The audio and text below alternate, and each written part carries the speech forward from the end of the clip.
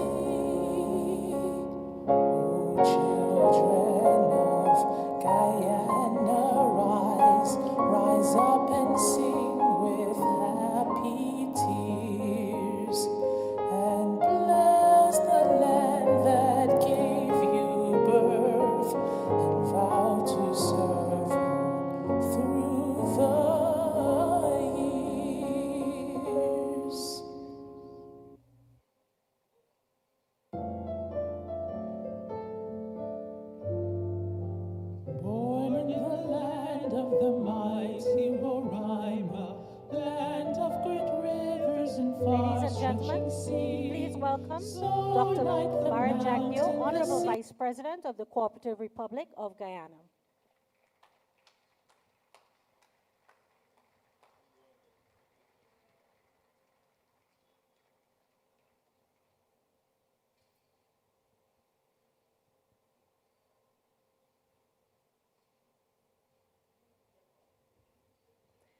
Ladies and gentlemen, please welcome Retired Brigadier Mark Phillips, Honorable Prime Minister of the Co-operative Republic of Guyana.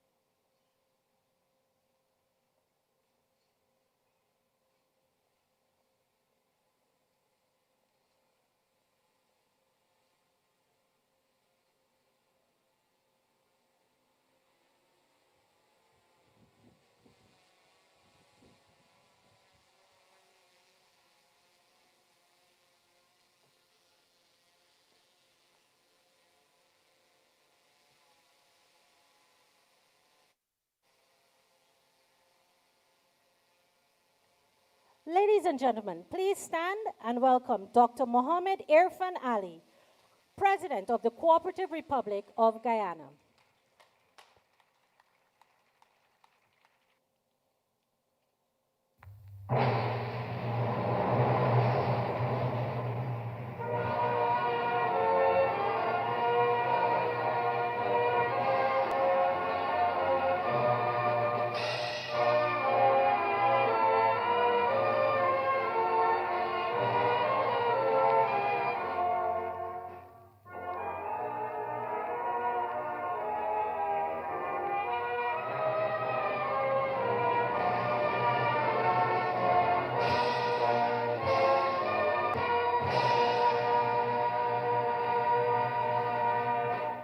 Thank you. Our dear Prime Minister, Vice President, members of industry, distinguished ladies and gentlemen, members of the media, fellow Guyanese, with the renewed and expanded mandate of the people bestowed upon me and the People's Progressive Party Civic in the recently concluded elections of September 1st, 2025, I come before you today with a solemn promise to share our vision, our plans that will guide our nation over the next 5 years, building on the historic achievements of the past 5 years. By sharing these plans openly and widely with all of Guyana, I seek to ensure that every citizen understands the path we will take, the priorities we uphold, and the progress we seek to achieve. Ours is a responsibility that fills this moment with promise. For as we stand at the threshold of the next 5 years, the horizon of our future stretches wide and bright, calling upon us to act with courage and clarity. We do so armed with the unshakable belief that the true measure of our progress, the proof of our purpose, is found in the prosperity, the dignity, and the well-being of every Guyanese. For us, the people come first, always. It is the guiding principle, putting people at the center of every decision that shapes the economic blueprint. I'm about to unveil every policy, every initiative, every program, every project flows from the simple yet profound question, how does this improve your lives, the citizens of Guyana? At every step, we ask, does this policy make life better? Does this program expand dignity and choice? Does this project impact positively on the community in which it is located? From these simple but profound questions, rooted in fairness, dignity, and inclusion, our vision rises. That vision is bold and is grounded in service. It is a vision of a Guyana that works for its people. A Guyana where opportunity is the birthright of every citizen. A Guyana where our vast resources are the lifeblood of dignity, of hope, and of shared prosperity. A Guyana where Guyanese can work, live, and retire in communities that are safe, clean, and have adequate and comfortable amenities where children can run free. In this era, when more Guyanese are working, earning, saving, and experiencing a better quality of life, their perfectly understandable expectation is that they should be able to enjoy a certain level of comfort in the communities in which they live. We recognize that a modern community in Guyana should have, at a minimum, paved roads, concrete drains, clean carpets, well-lit streets, greenery and recreational spaces. No garbage, no stray animals, and no noise nuisances. These are minimum and eminently reasonable expectations, and my government will meet these expectations. I call on all Guyanese to join us in the People's Progressive Party civic government in making this a reality. As I said before, in this moment, Guyana is a rising frontier, a nation where oil fuels ambition but does not define us, where gold, bauxite, and other mining also anchor economy, and where fertile lands and fresh water feed our people and nourish the wider region, where world-class services abound. But vision without action is only words. That is why we are moving with urgency and resolve, turning plans into projects, promises into performance, and hope into reality, delivering tangible results to the Guyanese people now for the next 5 years and beyond. And performance in this government will be measurable. If you are in a position to deliver, you will have to perform because you will be measured against your performance.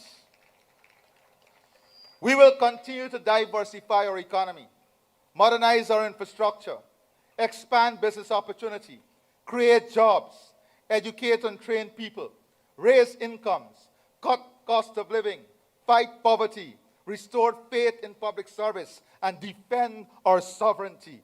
Together, we will build a Guyana that rises, not for a few, but for all.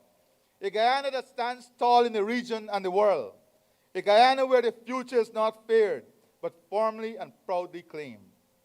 A Guyana which ensures that every Guyanese carries a positive premium the world over, and where all Guyanese prefer to live, work, earn, and retire here, all in dignity, comfort, and pride.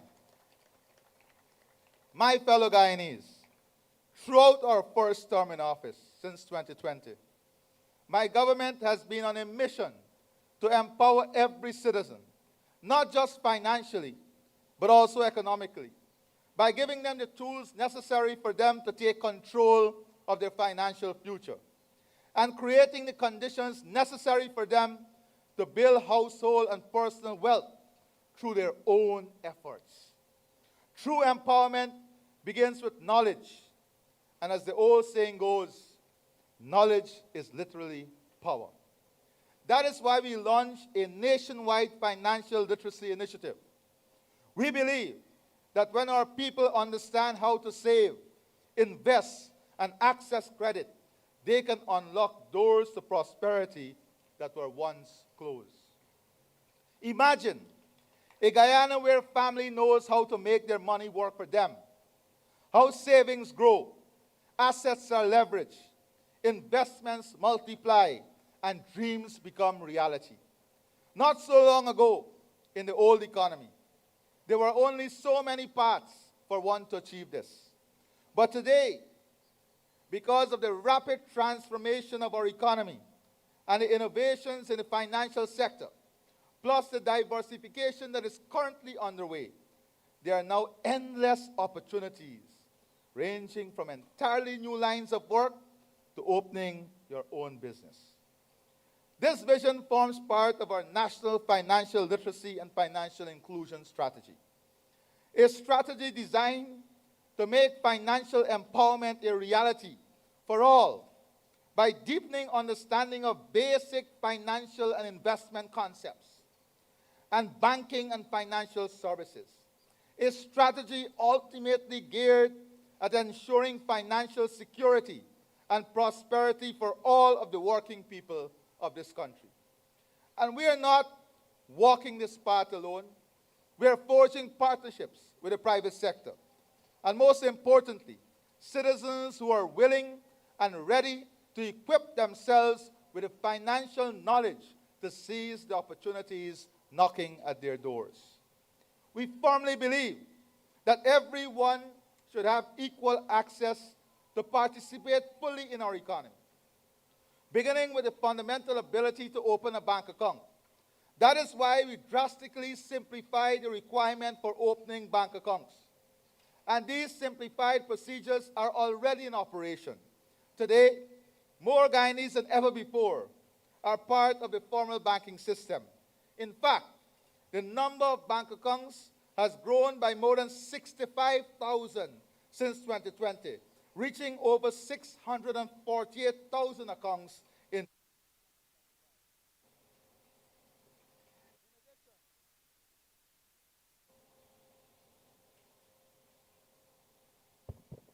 In addition,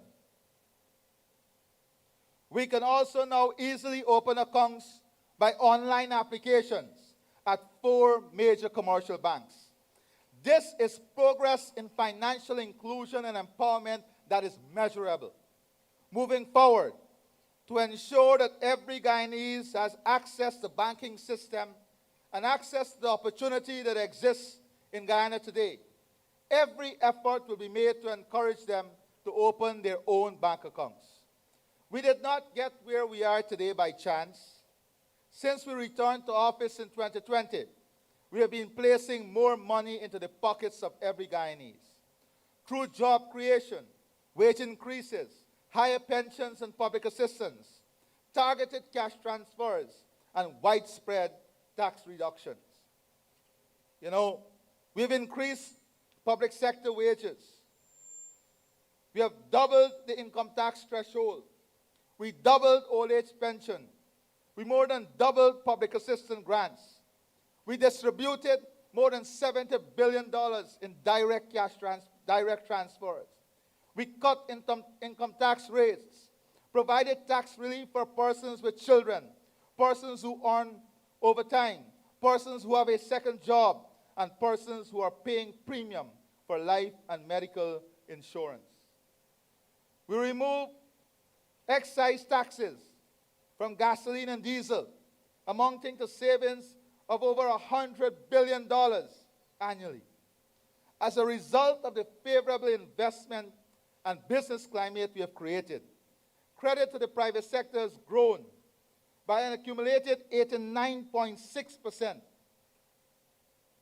95.6% in real estate growth in real estate mortgages, 155.6% in credit to agriculture, 89.6% growth in credit to the manufacturing sector, 90.4% growth to credit to the services sector, 67.9% growth in credit to household.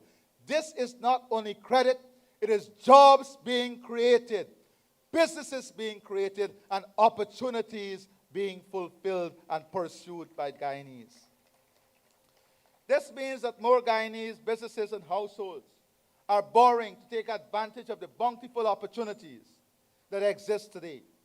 They are converting idle liquidity in the financial system into productive economic activities. We've also seen wealth grown through our housing program and by opening doors for existing and new businesses.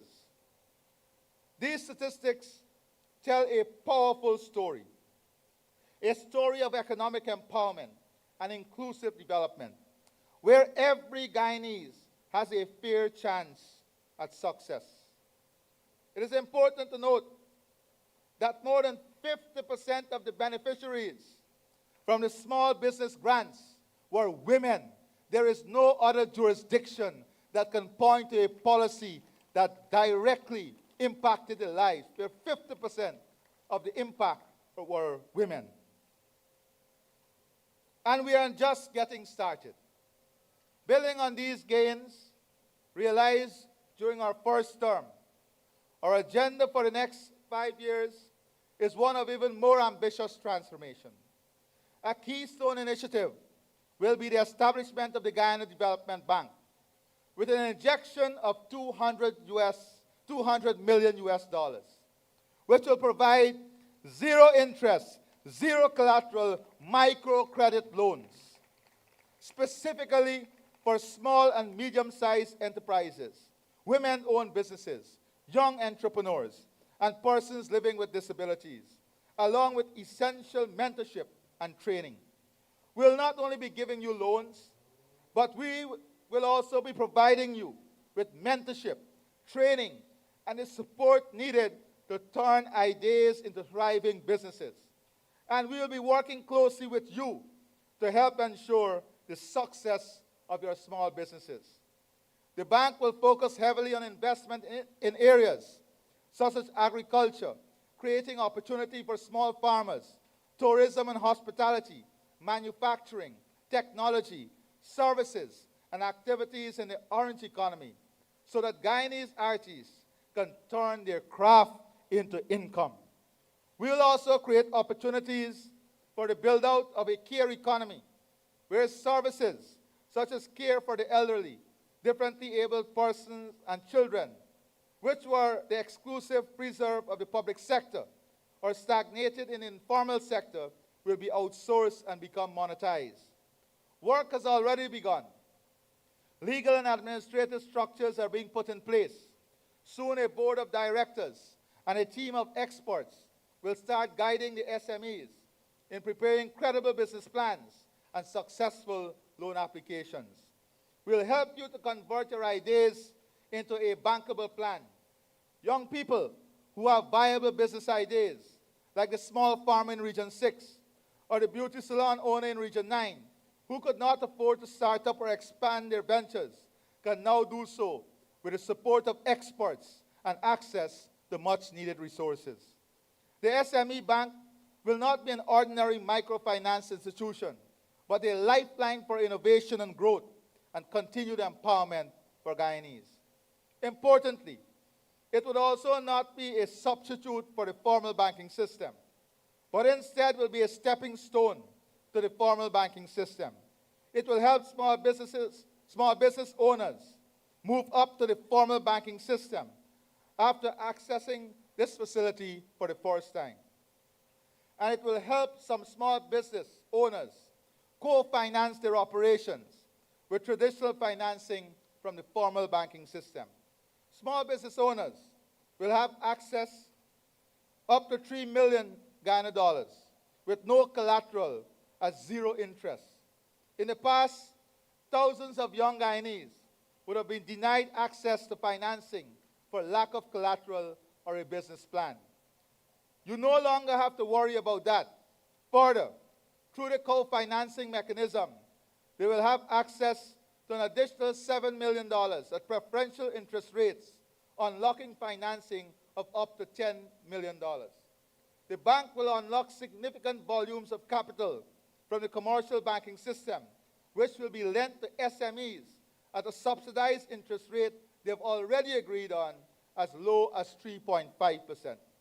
This will be supported by government extending to the commercial banks similar fiscal concessions as are granted for the purpose of low-income housing up to that value, the $10 million. We will also establish agent banking networks to remote communities, making banking service available to all, no matter where you live. Modernize our payment system with digital banking and mobile wallets to expand access to financial services nationwide, and enact amendments in the legal and regulatory framework governing lending activities by banks and non-bank institutions where necessary to remove any remaining impediments to lending. Implement reforms to the Bank of Guyana to modernize its operation and make it more fit for purpose, particularly in relation to driving financial inclusion and financial innovation in this digital era, while preserving and protecting the stability of the entire financial system. At the same time, we'll further broaden wealth creation through investment in financial instruments in the capital market, by structuring investment vehicles through which citizens can access opportunities for guaranteed returns.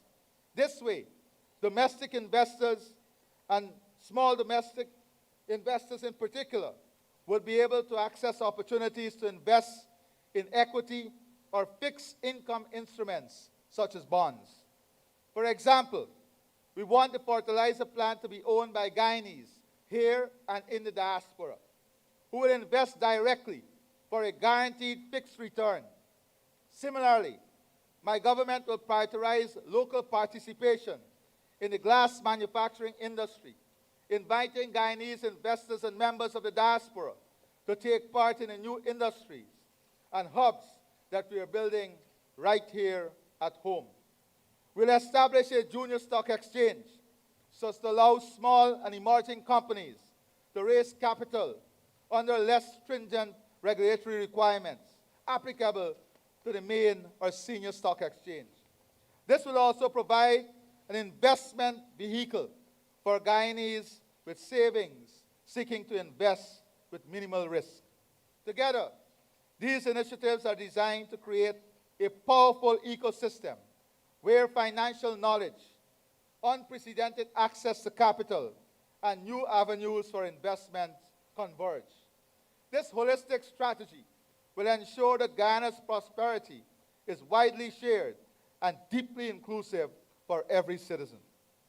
My Guyanese brothers and sisters, this is our vision regarding financial and economic empowerment. A vision which, when realized, will ensure that every citizen has the knowledge, access, and opportunity to prosper. A vision that encourages our citizens to dream of bigger possibilities and work towards realizing these. My fellow Guyanese, over the last 5 years, my government has steadily expanded access to essential services so that every Guyanese child can learn, so that every family can receive world-class health care, and so that every senior citizen can get the support that they need. We are building a Guyana where every citizen is equipped with the knowledge and skills needed to participate fully in the country's development in a meaningful and rewarding manner, and can live a long, healthy, and fulfilling life. Looking ahead to the next 5 years, the vision for our social services is one that is anchored in our belief that the prosperity of our country must be felt by every single Guyanese in the quality of social services they enjoy in every community across our 10 administrative regions. We will build on the progress we have already made by further expanding access to quality health care, education, housing, water, and essential services, and by achieving standards comparable with the rest of the world. In our first term of office, my government increased expenditure in the health sector from $35.8 billion in 2019 to $133 billion in 2024. This year, $143.2 billion was allocated to the sector. We expanded healthcare infrastructure with the commencement of 12 new hospitals, several of which are already operating. We employed over 3,000 new health professionals. We introduced telemedicine services for the first time in Guyana with over 80 sites. For a matter of fact, we are now the leader in telemedicine in this region. In health, we are not only building new state-of-the-art facilities, but we are also re-engineering the entire health system around the goal of providing world-class service to every Guyanese.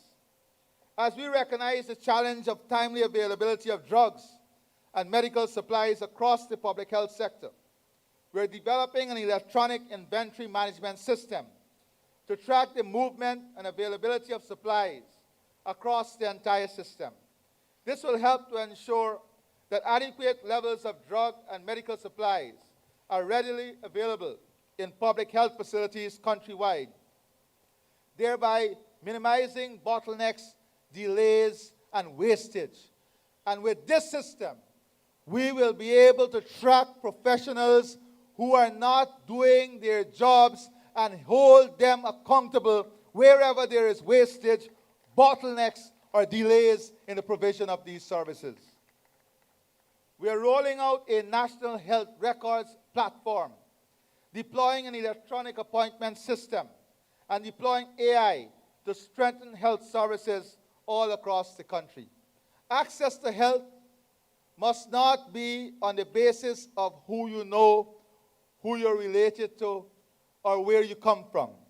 It must be system-based, and that is what we are doing, deploying AI to strengthen health services all across the country that is system-based. This means that every Guyanese can go anywhere in the country and receive consistent quality care in a timely manner. Just 2 weeks ago, we launched a Digital Health Training Institute, a 3-year program designed to prepare technicians, data scientists, trainers, and digital support staff to operate Guyana Digital Health Technology System. In collaboration with Mount Sinai Health System and Hess Corporation, we'll establish a modern oncology center in Guyana to enhance the cancer treatment and care that we offer here. We'll establish a center that will be able to treat people. In the first phase, we'll expand access to cancer screening, diagnostic, and treatment options. And in the second phase, we'll offer advanced tertiary oncology services. Our investment in the sector will also position Guyana to be a biotechnology research hub within the next 5 years. We'll construct a life sciences park that will provide for, among other things, biobank storage, facilities for diagnostics and drugs, diagnostics, drugs, and vaccine manufacturing capabilities for clinical trials, the establishment of a tropical medicine institute, data warehouse development with analytics and AI for life sciences. In the next 5 years, whether you live on the coast or in the hinterland, you will be able to visit a health facility and receive first-class care, including timely access to the drugs and medical supplies you need, supported by cutting-edge technology delivered by Guyanese health professionals who are trained right here at home. In education, we're going to continue the investment that we have made over the last 5 years. We restored and increased the Because We Care cash grant, which is $50,000 per child. And together with the uniform allowance, place a total of nearly $40 billion in the hands of parents over our first term in office. We made education free at all levels, including at the University of Guyana. We launched the UG Student Loan Write-Off Program with thousands of students already benefiting. We launched the Guyana Online Academy of Learning with more than 39,000 scholarships awarded in the last 5 years. We trained over 5,000 teachers. We commenced the construction of over 100 new schools, and we started paying for up to 8 subjects, CSEC and CAPE, for all Guyanese students at public and private schools. We have already delivered on one major commitment in our manifesto for 2025 manifesto. Less than 2 weeks ago, we launched the Guyana Digital School, a landmark initiative that brings personalized AI-driven learning for every child, no matter where they live. This is yet another transformational project by the PPPC government, a demonstration of our vision to modernize our education system and ensure that every Guyanese child has the tools to succeed in the world. Not only is the digital school a milestone for Guyana, it is also important for regional integration. It allows for the first time CARICOM students across different countries to learn from each other's culture. Looking ahead, we'll maintain free education at all levels. We'll continue the GOLD program with unlimited number of scholarships available to all eligible Guyanese. We'll continue to modernize school infrastructure and technical and vocational training. We'll allocate more resources to encourage STEM subjects, and we'll ensure that every single region has a special education needs facility. It is important to note that in just about 10 years of oil production, we have one of the finest training institute for oil and gas in Port Moran, Berbice, in all of the world today. An investment by the government of Guyana. We have a state-of-the-art hospitality institute that will be completed in Region 6 also, that will meet our needs. Important to the future is building sustainable communities. Communities that can withstand the changing weather patterns. Communities that are clean. In Georgetown, we have the revitalization plan. But I want to make it clear that our plan of stronger, safer, more beautiful communities is not only for Georgetown. It will be stretched all across Guyana in every single region. Sustainable communities are built on a shared commitment to use spaces in which we live. This is a commitment that requires responsibility, consistent action, and civic duty. It is incumbent that we build social capital to nurture our living environment and develop a culture of care. In the next 5 years, we'll continue to build the infrastructure for sustainable communities that are safe and clean, where the streets are well lit, where drains are not clogged or polluted, and where noise nuisances are no more. Guyanese will be able to enjoy the basic rights of affordable housing, clean water, proper drainage, and a clean and healthy environment. Home ownership, which was a distant dream for generations, has now become a reality for tens of thousands under my government. Tonight, I feel confident that many of you who receive your house lots and build your houses are listening to me from the comfort of your living rooms. And those who are yet to build your houses, you too will come to enjoy the warmth, comfort, and security of home ownership.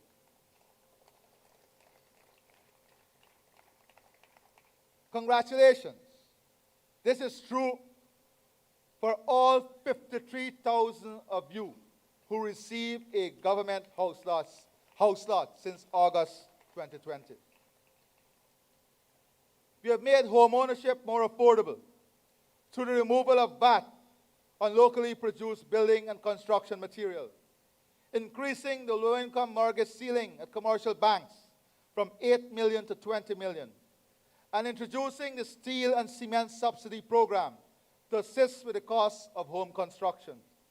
The vision for the next 5 years and beyond is to accelerate economic empowerment through home ownership by clearing the backlog of house lot application in all regions, with the possible exception of Region 4 because of the demand, the nature of the demand.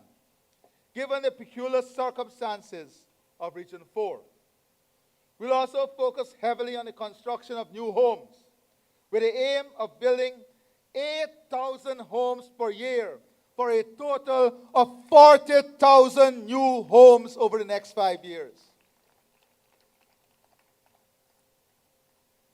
Just calculate 5 persons working on a home and multiply that by 40,000, and you will understand the scale of what we are trying to accomplish. Understand what 8,000 homes every year. We're not talking about those who already have their house lots and who will be improving their homes. And by the way, all of which will be incentivizing. We're talking about the 40,000 that we are going to build.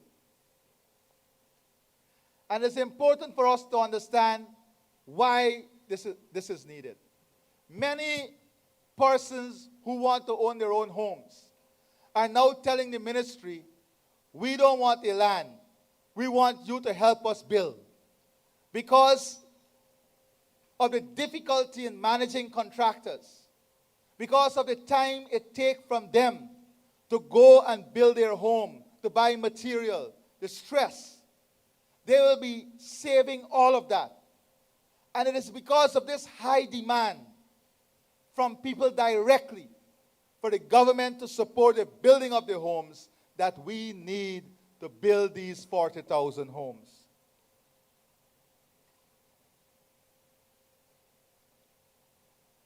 We'll expand beyond house lot allocation to issue titles, build communities, and ensure access to basic services. We'll also advance the Silica City project to create a model smart city that can be replicated anywhere else in the country or beyond. Our vision is to deliver a system that Guyanese can trust. Clean, safe, reliable water flowing into every home, whether you live on the coast or in the hinterland community. Already, between 2020 and 2025, we've invested in critical infrastructure in water and sanitation. We reduced water tariffs. We removed VAT on water consumption and reinstated water subsidies for pensioners. These are things we have already forgotten. We have forgotten all of this. But these are things that we have delivered. How often do we recall these successes that we have already achieved? Put your hands together for those successes. Through deliberate policies and hard work over the last 5 years, the PPPC government has already moved access to potable water nationally to 98.4%. And our aim is to move access to treated water along the coast to 100% by the end of the next 5 years.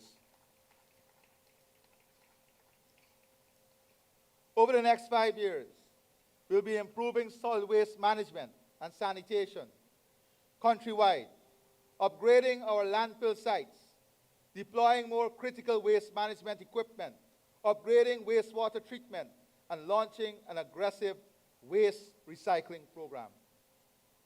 My government is pushing forward with Guyana's National Solid Waste Management and Beautification Initiative, which includes plans for new and expanded landfill sites, and the development of green and recreational spaces. My government remains committed to ensuring cleaner communities, sustainable waste management solutions, and of course, the beautification of our country. Earlier you saw images that one may think are artistic impressions. No. This is the actual blueprint of what Georgetown and other urban and suburban areas would look like across our country. We are taking deliberate steps towards the beautification of our environment. Deliberate steps in creating safe family environment. Deliberate steps in creating and improving recreational facilities, deliberate steps in enhancing community life, and importantly, we are taking deliberate steps in building out the drainage plan for every single region. For a matter of fact, after the consultation, we have a detailed mapping of all of the drainage facility, a full-scale assessment, and an implementation plan for Georgetown and for every single region, including a digital mapping of all the pump stations, where they are and where the new ones will be located. Because drainage is an important aspect of development, especially for a country that is below sea level.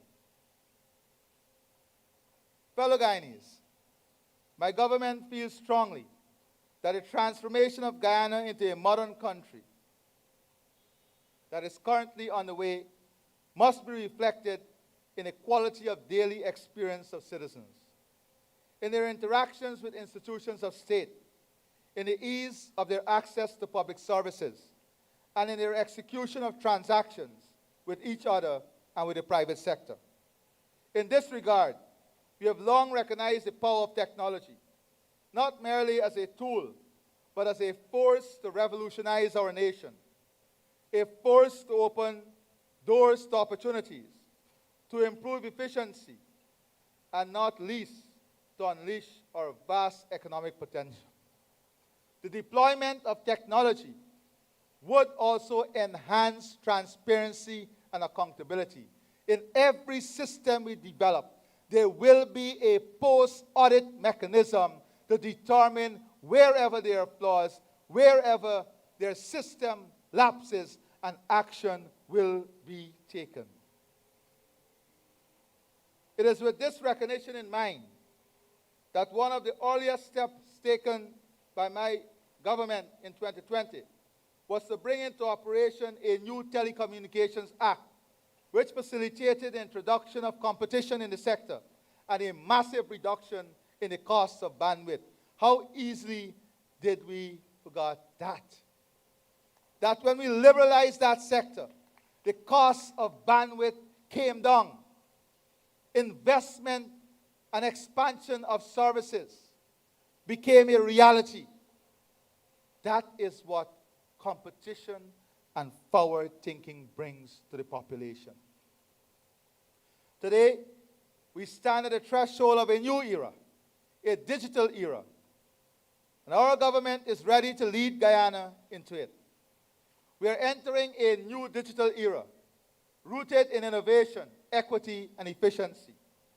Digital Guyana is our commitment to building a modern state where technology makes public service faster and more accessible, efficient, transparent, and responsive, supports economic development and innovation, and empowers all Guyanese, supported by three pillars: citizen-centric governance, artificial intelligence and emerging technologies, and digital infrastructure.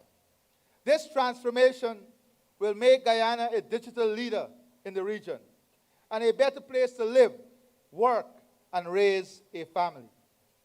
We're introducing a citizen-centric portal, a gateway to modern government services that enables citizens to access all government services online.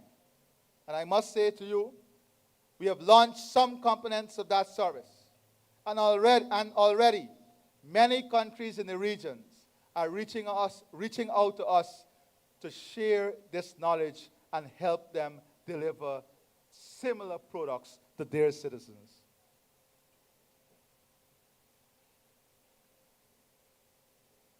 A modern Guyana will enable citizens to access all government services online. With just a click of a button, citizens will be able to apply for birth certificates, ID cards, passports, driver's license, business registration, and other business permits and license, file tax returns and pay their taxes, access payments from government, old age pension, NIS pension, public assistance, apply for house lots, and pay utility bills. This portal will also enable a national e-wallet, allowing citizens to receive money and make payments in the most seamless way possible. This is the future we are building. To support this, we'll also establish physical one-stop citizen service center in every region. These initiatives are augmented by a number of single-window platforms, which will improve the ease of doing business. And we are aware that as we change these systems, and with the level of accountability that these systems bring, and also the level of tracking, that there are some who will resist the change. There are some who will want to avoid the change. There are some who will try to subvert the change. But we are putting them on notice that the system will identify them, and the system will allow us to know where they exist and what they are doing. We will not allow a system to fail because people do not want to apply the system. We're investing too much. And as I said, these investments are all about people. Someone must be able to either do it online by themselves or walk into one service center and conduct all of their government business with limited interaction with public servants because of predictability, transparency, efficiency, and an environment in which system works.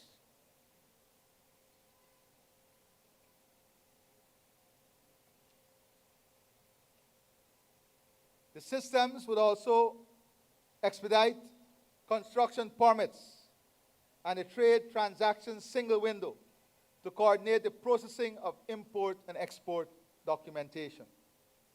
And you know, there are some who like to claim, oh, we thought of that.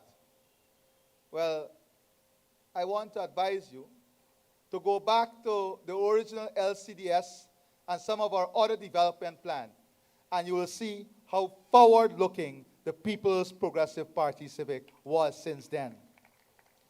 We are able to implement at a faster pace now because of the revenue stream, and we are telling the population how that revenue stream will create new forms of wealth, new jobs, new opportunity, and a strong, sustainable, resilient economy. And that is what must be important to every Guyanese, knowing that you will live and pass on a country that is resilient, sustainable, strong, and will be able to allow you and those after you to live a life of dignity and prosperity. We have already launched a Skills Connect app for skilled and semi-skilled workers to match job seekers and recruiters, with more than 1,500 already registered to use the application. Nearly 100 job opportunities posted, and nearly 200 services advertised in just weeks. And we are currently testing the government appointment system, GovConnect. In addition, before the end of the year, we will launch Citizens Connect, which is a new portal that allows citizens to bring matters of interest to the attention of the relevant authorities. And why is this important?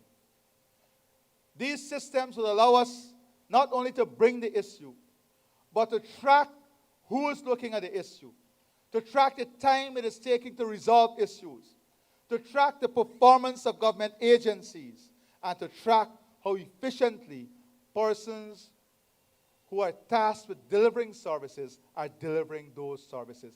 That is what is going to enhance accountability and transparency. That is what is going to build the new efficient Guyana.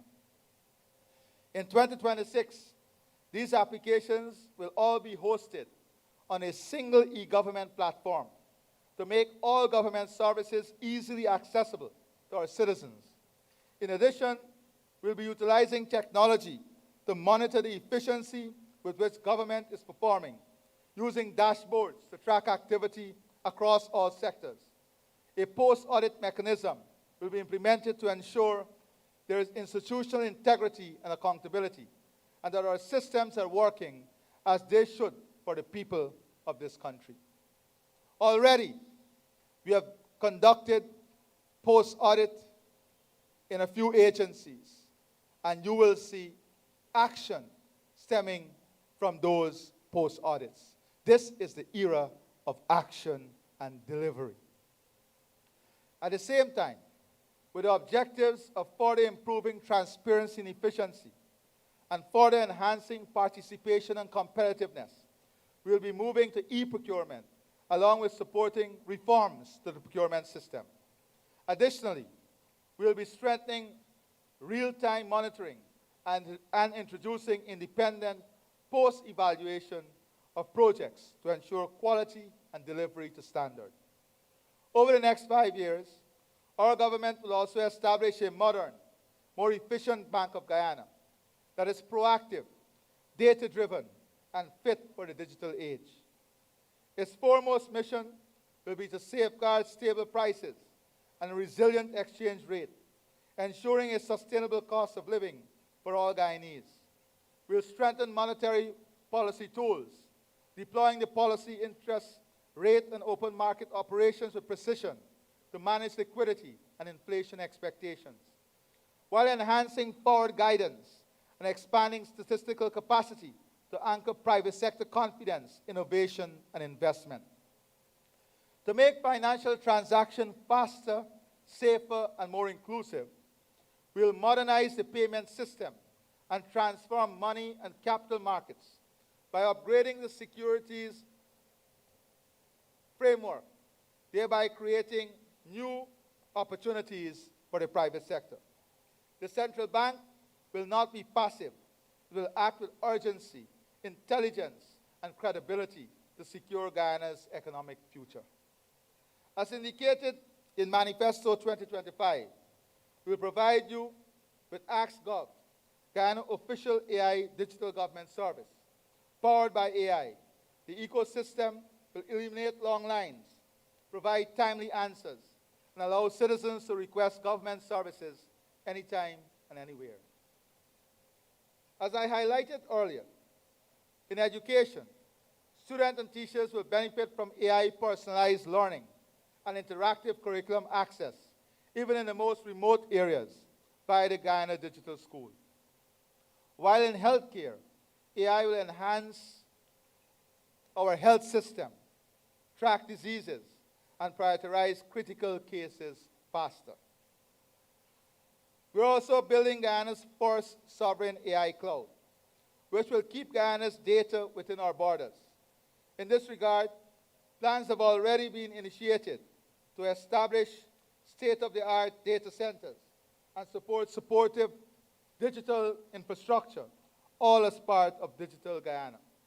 Part of our digital infrastructure includes the expansion of the national broadband landscape to facilitate access to the internet and expansion of the Wi-Fi Guyana program. To drive digital industry and innovation, we will create tech parks and innovation hubs across Guyana where AI, fintech, software development, and cloud services can thrive.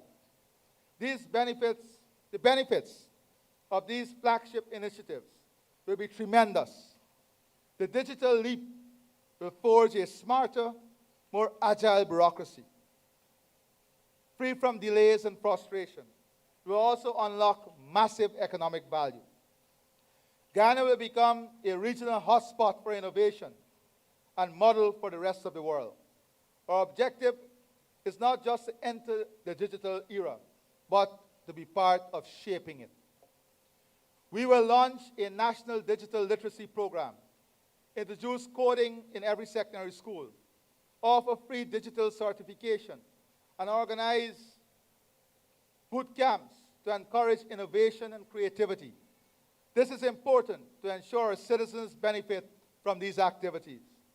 Our digital transformation strategy is a gateway not only to government efficiency, but also to ensure greater transparency and fairness as direct benefits of the deployment of digital solutions to processes that previously required significant human input.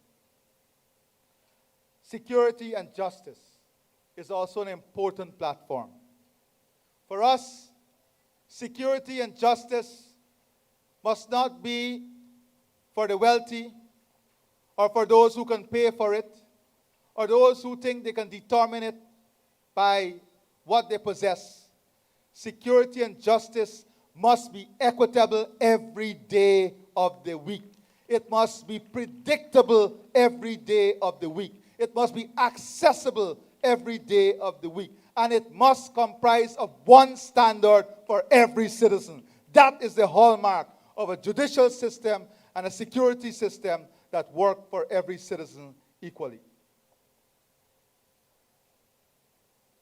Fellow Guyanese, we have strengthened our defense force on land, sea, and air with landmark purchases such as the offshore patrol vessel and new helicopters, modernize our police force to fight crime with technology and trust.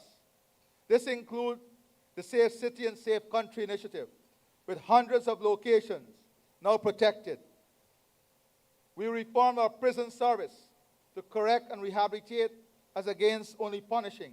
We expanded our fire service to save lives faster. We empowered our intelligence community to see threats before they strike, and sharpened our fight against narcotics to protect our children and communities. Today, we have one of the most expansive partnerships with this region and the rest of the world in the fight against narcotics and illicit drug trafficking and other forms of smuggling, including gold smuggling. We have joined and are part of a regional alliance that is working aggressively on this front. Going forward, Guyana's security strategy is built on a simple but unbreakable principle: protecting Guyanese lives, Guyanese livelihoods, Guyanese sovereignty, while securing the progress we have worked so hard to achieve. We begin with people. Safety in our communities is the foundation of national security. We will continue to build confidence and trust in our security forces, not only by ensuring we have adequately trained personnel across the system, but by putting mechanisms in place to ensure the integrity and accountability of these personnel. Our aim is a policing system that reflects a high degree of professionalism and a citizen-friendly and community-oriented system. We are building a modern, technology-enabled policing system that prevents crime before it happens and responds faster when it does, with e-ticketing, digital case management, and the cybercrime unit all driving enforcement, while community policing help to build public trust. We will be investing heavily in building public trust through community policing. Migration will continue to be addressed with clarity and discipline. As promised in Manifesto 2025, we will develop a migration policy. Guyana remains open to skills, investment, and contribution, but we will never surrender control of our borders or subordinate the rights and interests of the Guyanese people. In all we do, the Guyanese people come first. Guyana and the Guyanese people come first. And we will be taking steps in local content, community economy, community services to ensure that in all of this development, Guyanese businesses, Guyanese talent, and community ownership is not displaced. We welcome investment, but we ask you to work with our local businesses, private sector, and talent. There is no sidestepping this. There is no sidetracking this. They come first in this development strategy. Everyone in Guyana must be documented. I want to repeat that. Everyone in Guyana must be documented, accounted for, and here for a clear purpose and period. You must be documented, accounted for, and in this country for a clear purpose and a defined period. This will be achieved through modern digital systems like the EID card, through enforcement on abuse, and full transparency to the public. We will prove that Guyana can be both fair and strong. For a matter of fact, we have already implemented segments of the digitization, and transactions that took weeks are now taking seconds. Transactions that took weeks are now taking seconds. Guyana can be both fair and strong, open to contribution, closed to disorder, and united in one unshakable truth. This land belongs to the Guyanese people, today and for generations to come. In a world where threats move at the speed of data, intelligence, cybersecurity, and digital resilience are now frontline defenses. We are investing in systems that detect risk early, protect national data, defend critical infrastructure, and connect agencies so that threats are identified before they reach our homes, our schools, our economy. Intelligence is the unseen shield that allows a nation to sleep peacefully at night. At the same time, we are strengthening the defense of our land, seas, and skies. Territorial integrity is not a slogan. It is an obligation for every citizen.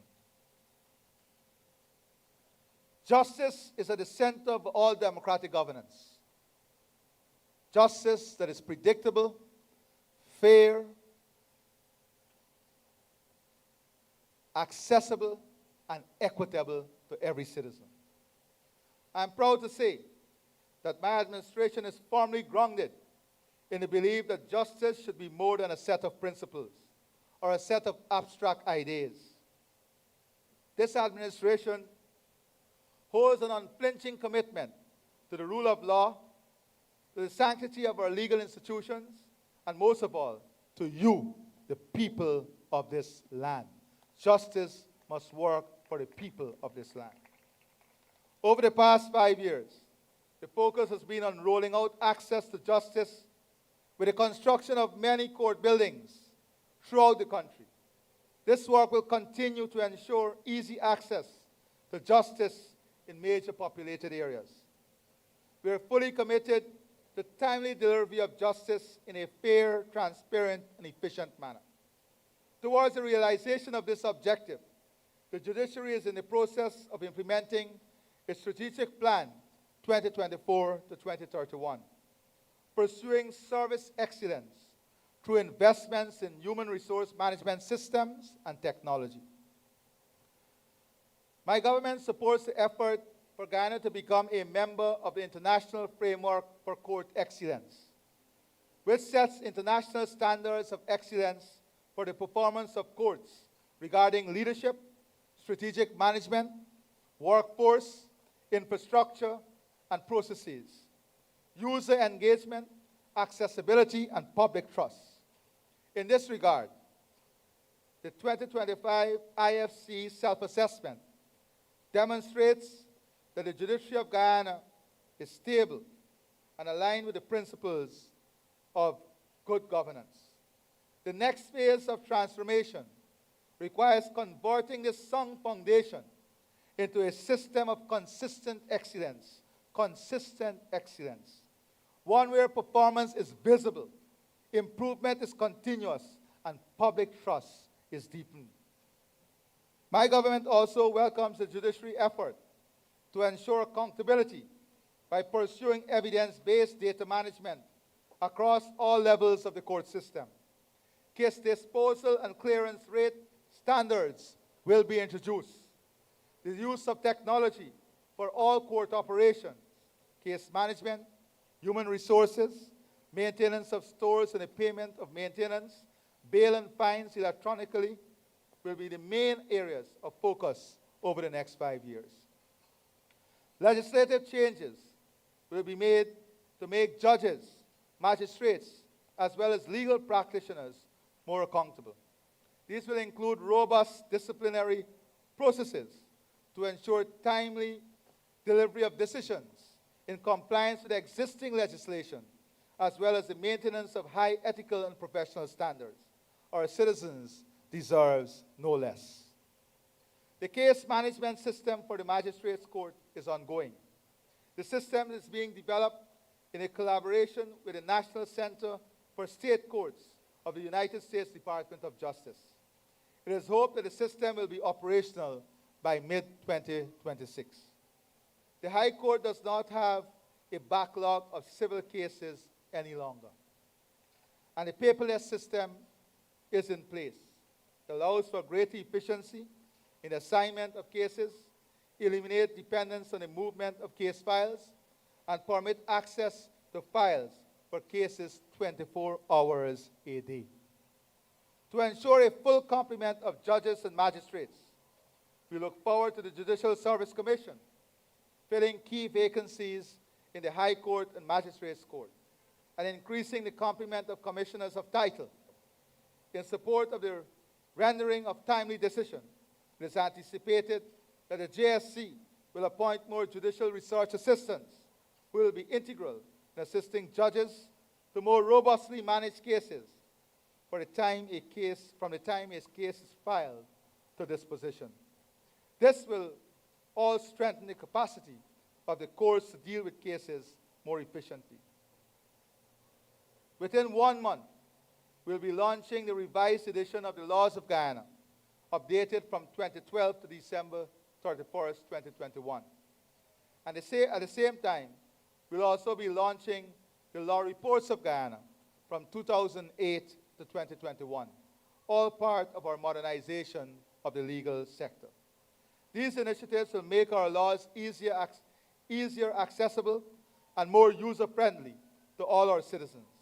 The law reports will ensure our judges and members of the legal profession have available and accessible important decided cases to guide them in ensuring an improved quality of justice. Precedents are there for a reason.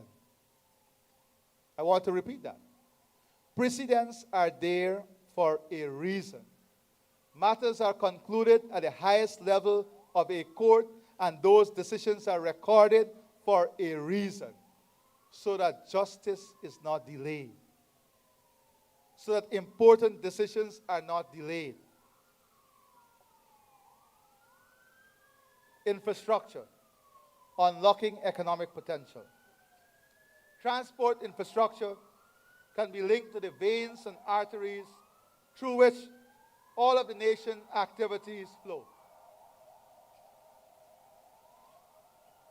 By the way, those ambulances made me remember that we'll be launching the authority, the ambulance authority, very soon. And we will have the private sector involved in this, investing in it, and government investing in it, so that you will have the internationally acceptable time between patient, ambulance, and hospital realized within this next 5 years. So I thank the drivers for reminding me of that.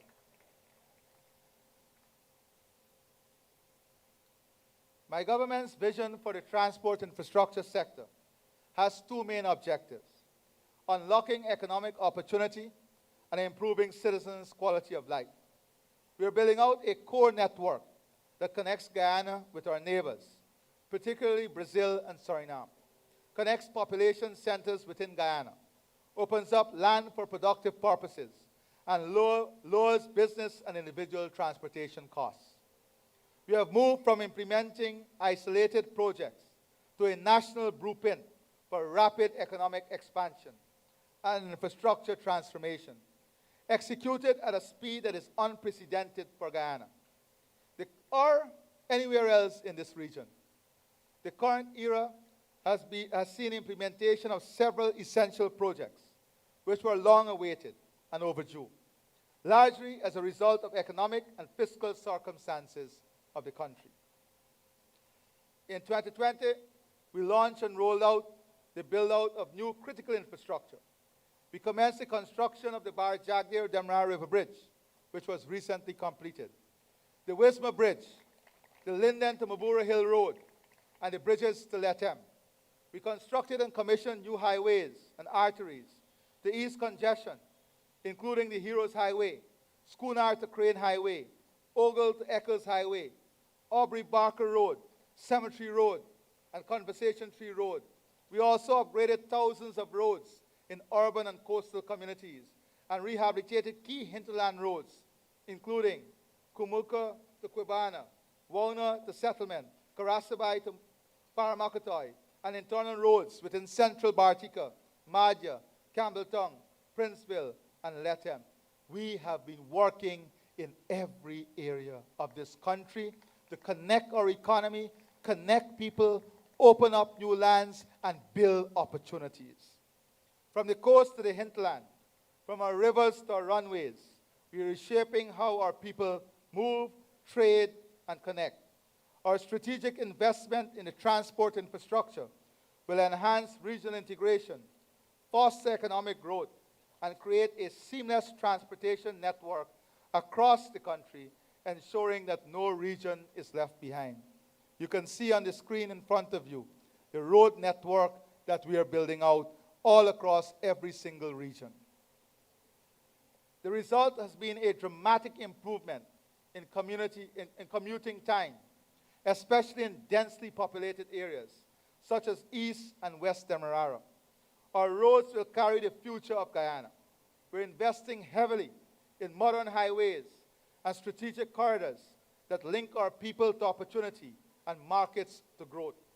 Some of these new projects include the Schooner to Porica 4-lane highway, the Porica to Goshen Road link, the paving of the Mabura Hill to Kurupukari to Letem Road, enhancing access to key economic zones, and facilitating the efficient movement of goods and people. Importantly, is the modernizing and rebuilding of the entire infrastructure landscape of Georgetown, the entire infrastructure link of key populated areas like the East Coast and East Bank. To ensure that hinterland communities are better connected, several key road links are in the pipeline. New road links will directly connect Region 8 to Region 9. Additionally, we'll also be constructing a critical road link from Molson Creek to Oriala and Siparuta and upgrading connectivity to Kwakwani. These are projects that will take some government 5 decades that we are working on in 5 years. Our rivers, once barriers, will become pathways to prosperity. We'll connect major crossings over the Berbice River and another spanning the Quarantine River, which will facilitate better trade with Suriname. A bridge over the Essequibo River at Kurupukari will unlock the interior and accelerate growth. To further ease transport flows, a pontoon crossing across the Demra River, linking Timeri to Sand Hills, will be established, enhancing the movement of people and goods not only along the river, but along the Sand Hills Road leading on to Region 7 Bartica and then connecting all over the interior. Our waterfronts will see a transformation with marine development projects in Charity, Porica, Vinahoop, Stabroek, the entire Georgetown waterfront, and Wisma. Alongside the rehabilitation of all landing facilities along the Demerara and Berbice River. In Porica, we are advancing work on the first phase of the International Porica Port, which is a $4 billion facility that will facilitate, among other things, cargo ships, transporting produce to the Caribbean, international travel for cruise ships, as well as individual luxury travel. We are also pushing ahead with the Berbice Deepwater development, positioning Guyana as a competitive Atlantic transshipment and export hub, which is critical for boosting trade and promoting industrial development. This project will see a deepwater port constructed at the mouth of the Berbice River and integrated with the road to Brazil, laying the foundation for the industrial development that will take place with the landing of Guyana's second gas pipeline also in Berbice. This development is crucial for containers, dry bulk, liquid bulk, and other general cargo. Meanwhile, upgrades of aerodromes, including the Lethem and Rose Hall aerodromes and hinterland airstrips, will ensure that air travel remains a viable option for accessing remote communities and creating an important hub for economic activity. At the same time, recognizing the massive growth in international air travel to Guyana and our country's potential to become a major regional hub for international air travel, work has already begun on a new terminal at the Cherry Jagan International Airport, catering for new flights and an anticipated massive increase in visitors. And make no mistake, we are going to make substantial investment in tourism to position Guyana as a leading tourism destination in this region and internationally. We are also evaluating options of bringing rail back into the national conversation on our transport infrastructure matrix. Modern, strategic, and future focus. In this regard, we are evaluating possible options for a mass transit system, especially to ease congestion in Georgetown, as well as to move cargo from Lethem to Guyana's Atlantic coast.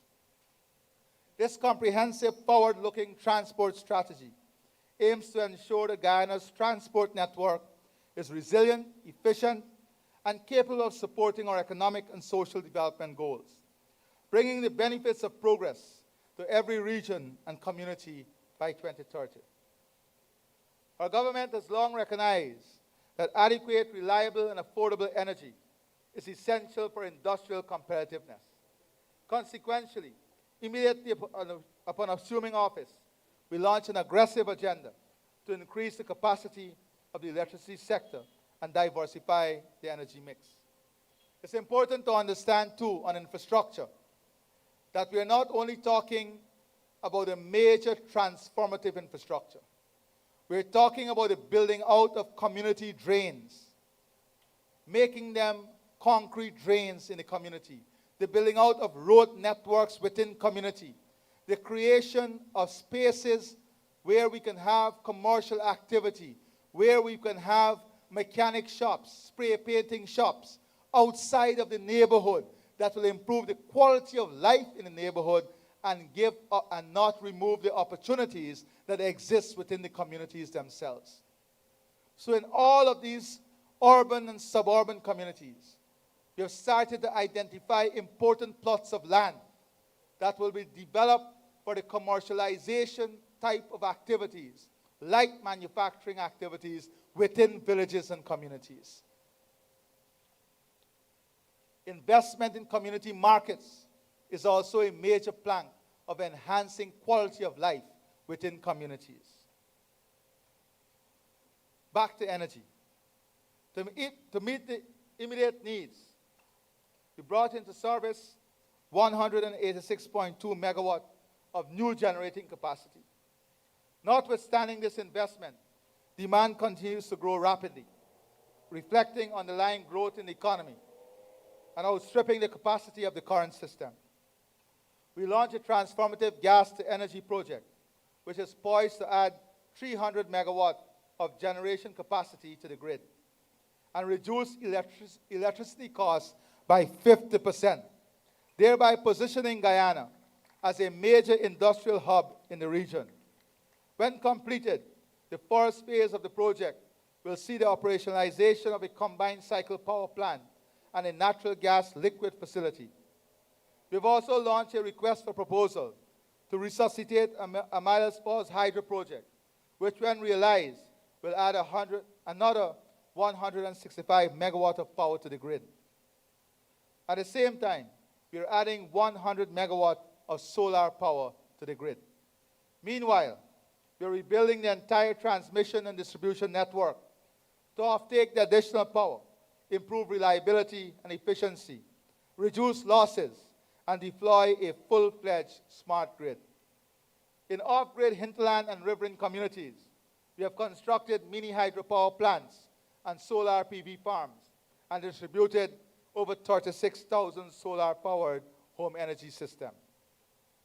It is expected that by 2030, 27% of Guyana's electricity demand will be satisfied using renewable sources and 47% from natural gas. With these and other investments, Guyanese businesses and households will be able to access reliable and stable power, and at half the current price. The implications for the cost of doing business and household consumption cannot be overstated. Important to our development is culture and creativity. Recognizing the vast creativity and ingenuity of our beautifully diverse population, my government is committed to building out Guyana's orange economy as a deliberate pillar of economic diversification. We will position Guyana as a leader in the Caribbean in the creative and cultural industries, backed by a comprehensive strategic plan that will detail investments to accelerate these industries and demonstrate how the orange economy is going to be integrated into the wider economy. There has been no better time to be a member of the creative sector in Guyana. The past 5 years saw the highest direct investment in the creative industry sector across several initiatives. The Creative and Cultural Industries Grant and the Guyana Prize for Literature Festival, the Origins Fashion Festival, the full support for the participation of our creative artists at events around the world, most recently at CariFest in Barbados in August, are just a number of the initiatives that demonstrates our government's commitment to support the creative sector. Guyanese creative artists continue to shine on the global stage. The mainstreaming of cultural and creative industries into our national development strategy is an idea whose time has come. Over the next 5 years, as we work to integrate culture and creativity into the wider economy, our continued investment in these industries will see Guyanese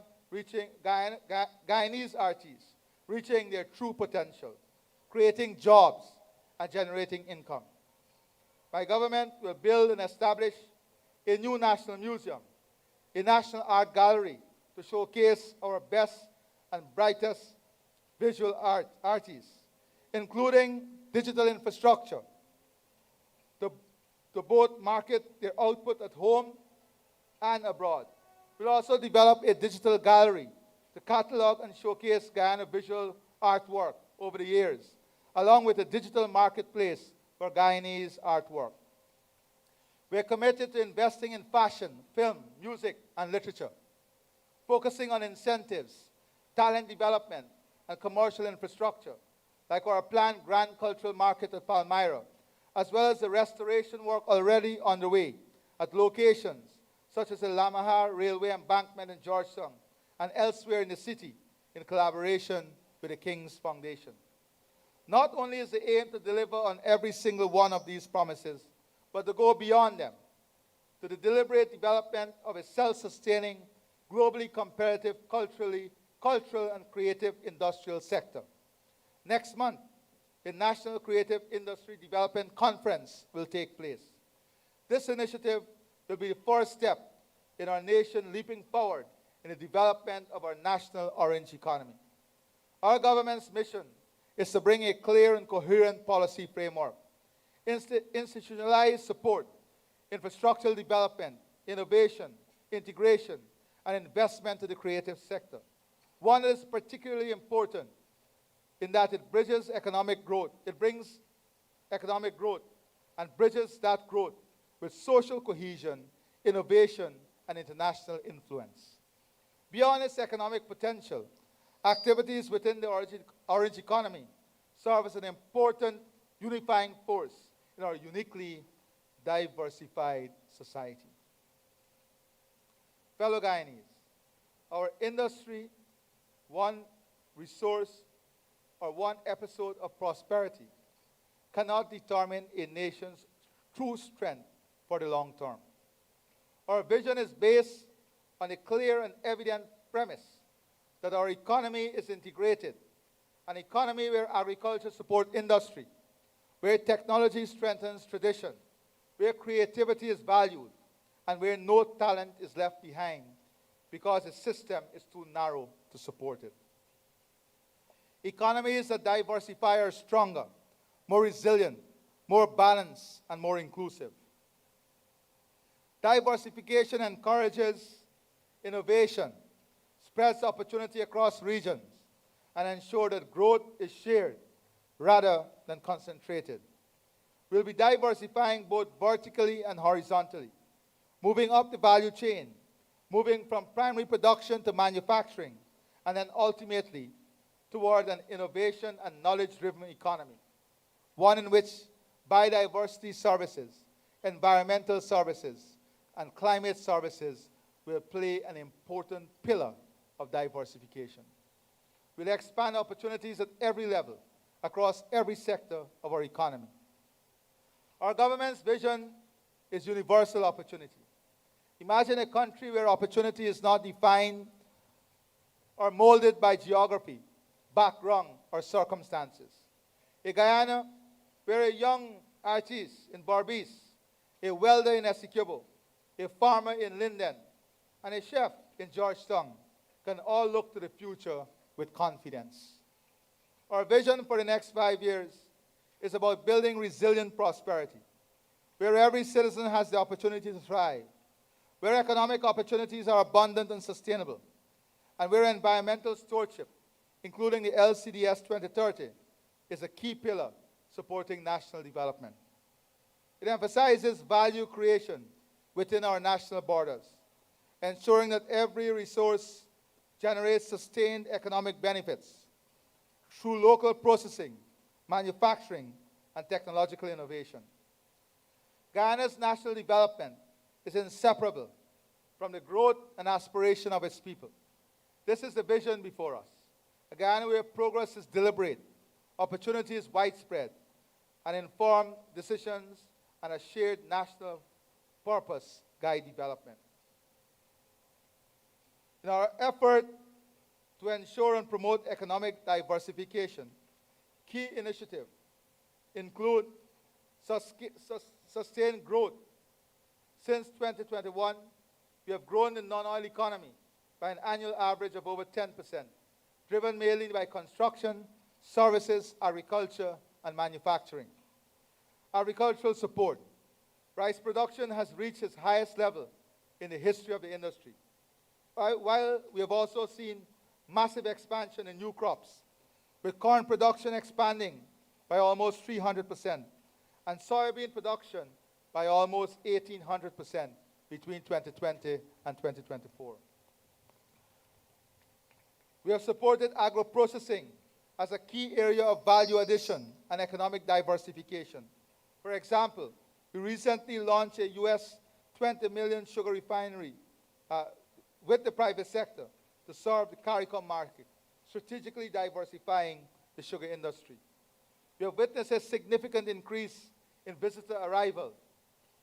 We have also launched an expression of interest for new tourism facilities in different regions of Guyana.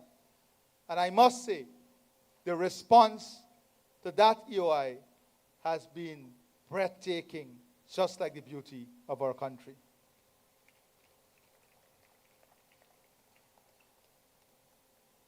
More investors, both local and foreign, are investing in Guyana than any other time in our country's history. As I previously mentioned, credit to the private sector has increased at a rapid pace, reflecting the confidence in our economy. We implemented a local content legislation to ensure that Guyanese businesses and workers are meaningfully integrated into national development and benefit directly from the opportunities in the sector. As we go forward into this, our second term in office, This transformation will not only continue, but will be accelerated. We are laying the groundwork for a future that is diversified, technologically advanced, and ecologically responsive. But most importantly, we are building that future so that most of the benefits and opportunity will come to Guyanese, every Guyanese, Guyanese businesses, Guyanese companies, and Guyanese living in the diaspora. That is a foundational principle of the opportunities we are pursuing. As we go forward into this term, we are laying the foundation, the groundwork for a future that is diversified, technologically advanced, and ecologically responsible. We'll transition Guyana into a value-added leader, moving away from the export of primary products toward manufacturing, industrial processing, technology goods and services. Over the next 5 years, we'll witness Guyana's environment for doing business becoming one of the most attractive to the private sector, both domestic and foreign. As already indicated, we are well on our way to ensuring adequate, reliable, and affordable energy. With the full deployment of the investments in energy to which I've already referred, and which will reduce electricity costs by 50%, the basis will be laid for globally competitive, energy-intensive industrial and manufacturing activity. Major industrial parks at Wales and in Berbice will host facilities for the production of various commodities supported by energy, cooking gas, petrochemical products, and support to the industrial automation, data centers, and digital hubs. More affordable energy will also lay the foundation for a globally competitive agro-processing sector, which will in turn create wider market opportunity and greater income-generating potential for our farmers based on value-added production. Now, we want to be a leader in agriculture and food production. We want to encourage investment in agro-processing, value creation, large-scale farming, mega farms, livestock, dairy, hatching eggs. We want these opportunities to be created at an unprecedented scale to satisfy national and regional demand. And to encourage this, we are going to give the same fiscal space that we give to health and education to agriculture and agro-processing. That is the removal of corporate tax on agriculture and agro-processing across the entire value chain, positioning our ecosystem to now be the most competitive for investment in agro-processing, agriculture, and food production. The new transport infrastructure to which I referred earlier will also transform both the supply chain landscape and the market opportunity for Guyanese industry. With improved overland connectivity to mainland neighbors and enhanced marine and air connectivity with the Caribbean, Guyanese producers, manufacturers, and service providers will have easy access to neighboring markets. And we are consulting with the private sector to work on a transport and logistics mechanism that would allow our goods and services to move easier, faster, and at more competitive rates throughout the region. Across all sectors, the traditional challenge faced by the Guyanese economy has been a focus on primary production and the absence of a globally competitive value-added sector. In the next 5 years, we'll transition Guyana into a value-added leader, moving beyond the export of raw gold, bauxite, and timber toward industrial and manufacturing type of activities. We have already advanced agricultural diversification through the cultivation of corn and soybean and other high-value crops. We'll create new products and introduce technology-driven production processes that allow us to boost our competitiveness and reduce our dependency on imports. Going forward, Guyana will be positioned as a major food-producing hub in the region. We'll establish an agri-tech and agro-industrial complex, co-investing with agro-processors to move into value-added food production. We'll be the largest agro-processing economy in the region. Just as industrial and manufacturing have been historically constrained by the availability and cost of energy, so has our tourism potential been constrained by limited connectivity and lack of domestic capacity. Today, with more airlines traveling to Guyana than ever before, and more internationally branded and world-class hotel rooms than ever before, we are poised to emerge as one of the Caribbean's premier tourism destinations. Over the next 5 years, we'll diversify into medical tourism, sports tourism, and cultural tourism. For a matter of fact, many international medical facilities, education and training facilities are already talking to us about moving their services and facility to Guyana. As we actively roll out an events-based tourism strategy to attract more visitors to our shores, we also anticipate major investments in high-value ecotourism facilities and value-added tourism activities. Fellow Guyanese, on the question of jobs and job creation, our government's philosophy is simple and straightforward. Economic growth without job creation is hollow, and job creation without human development is unsustainable. This philosophy is a guiding framework underlining our economic policies. For this reason, we are undertaking the transition from the survival economy of the past to the prosperity economy of the future.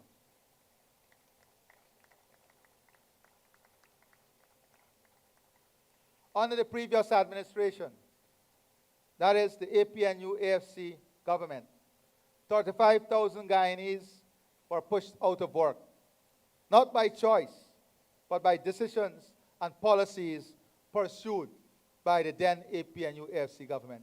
Today, industries, businesses are complaining to us that they cannot find people to work as a result of the policies and agenda of the People's Progressive Party civic government. At the end of the day, governments matters, parliamentarian matters. Who you put in those seats matters. And the People's Progressive Party civic government has consistently shown Guyana, whenever we are given the chance, we make it matter by building for the people of our country. No sector was spared by that government, from the CSOs and forestry workers in the hinterland, the bauxite workers in Region 10, the sugar workers, tens of thousands. Our youths, none of them were spared. Today, that reality has changed dramatically. We have replaced the crippling policies of contraction and destruction with a transformative agenda of investment and expansion, underpinning strategic long-term development, ensuring a stable and continuously improved outlook for our workforce and the broader economy. The record of the PPC administration speaks for itself. Over the past 5 years, we created more than 60,000 new jobs.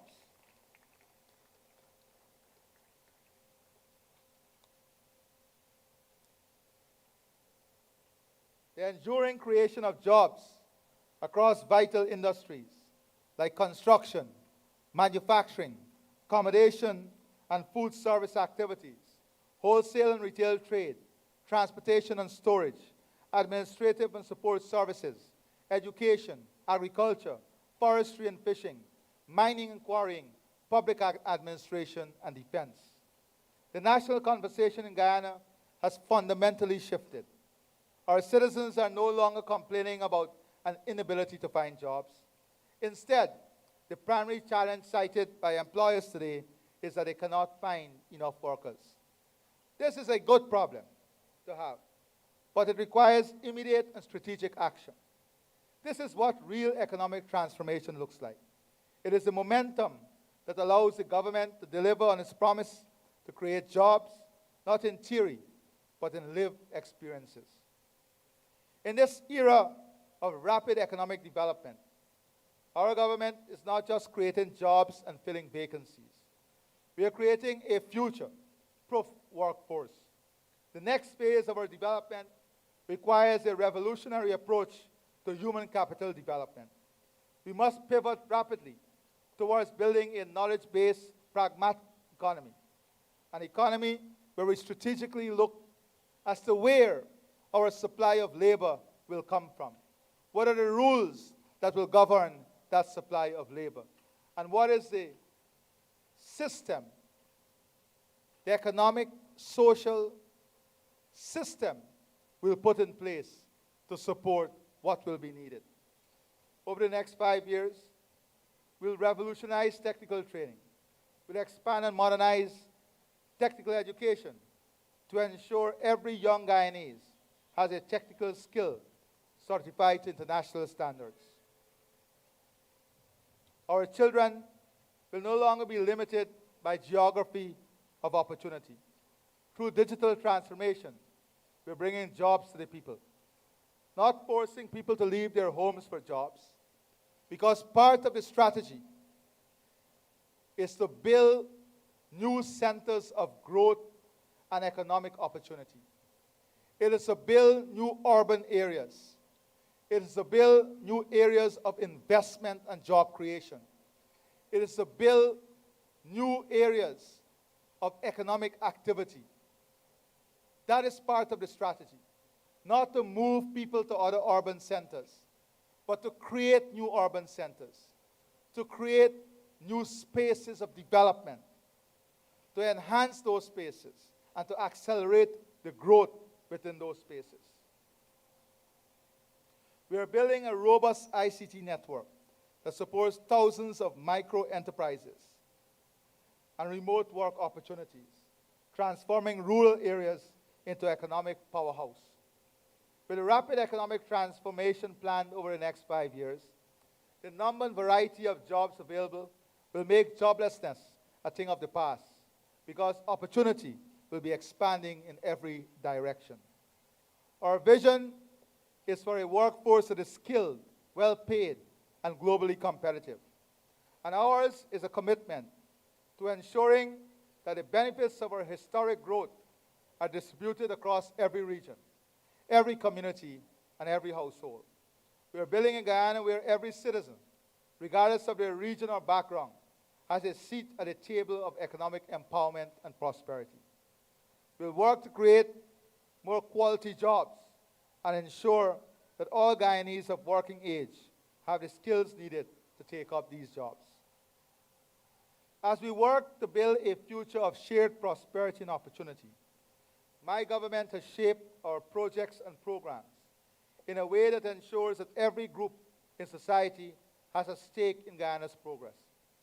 In recent months and weeks, I've spoken our commitment to uplifting our Amerindian brothers and sisters, children, youth, and women, creating jobs and programs for persons living with disabilities, and about ensuring that our elderly continue to be protected and live with dignity and pride. Our Amerindian communities are places of bountiful opportunity, with vast economic potential and talented human resources. Over the next 5 years, we'll ensure that this potential is unlocked and unleashed to the benefit of our Amerindian brothers and sisters.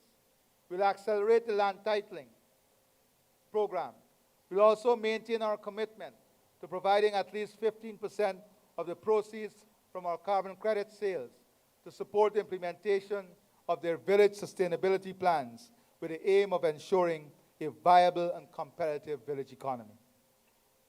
In addition, we'll expand the CSO program, ensure universal access to secondary education in the hinterland, ensure easier access to quality healthcare services, support community-based enterprises and job creation, support village-led tourism product to raise the quality of visitor experience, introduce more ICT hubs and advance ICT training in remote communities, and roll out a specialized youth training program.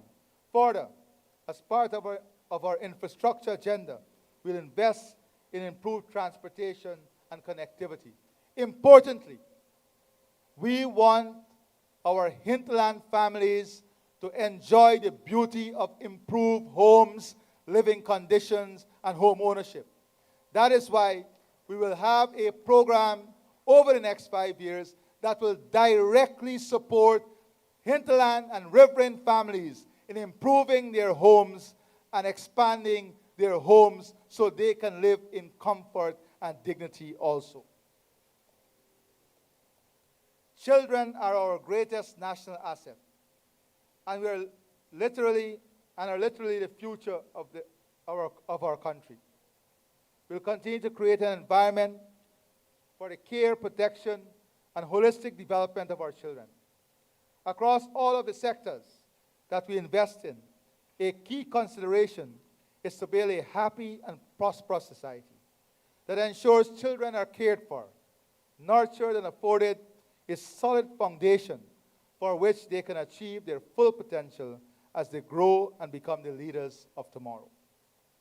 Many of our investment in education and health will continue to be driven by our commitment to ensuring that our Guyanese children go on to lead long, healthy, productive lives. These include initiatives such as the state-of-the-art maternal and pediatric hospital, the Guyana Digital School, the Early Childhood Development Center countrywide, and other initiatives that would see accessible, unified access to facilities in recreation, training, and education for our children. Our government is implementing a comprehensive youth development strategy with the overall aim of equipping Guyanese youth with the skills they need to excel in the world today. Over the next 5 years, Guyana's youth will enjoy great opportunity to participate in every aspect of national life.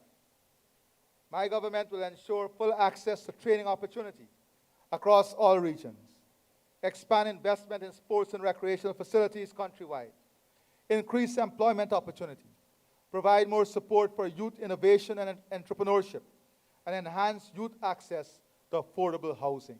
A special emphasis will be placed on youth access to affordable housing. More specifically, in the area of investment in sports, our government will complete the new international stadium at Palmyra, the synthetic track, multi-purpose sports centers, and other modern sports facilities, including a high-performance conditioning facility. To ensure all Guyanese youth, particularly our talented athletes, have adequate opportunity to realize their full potential.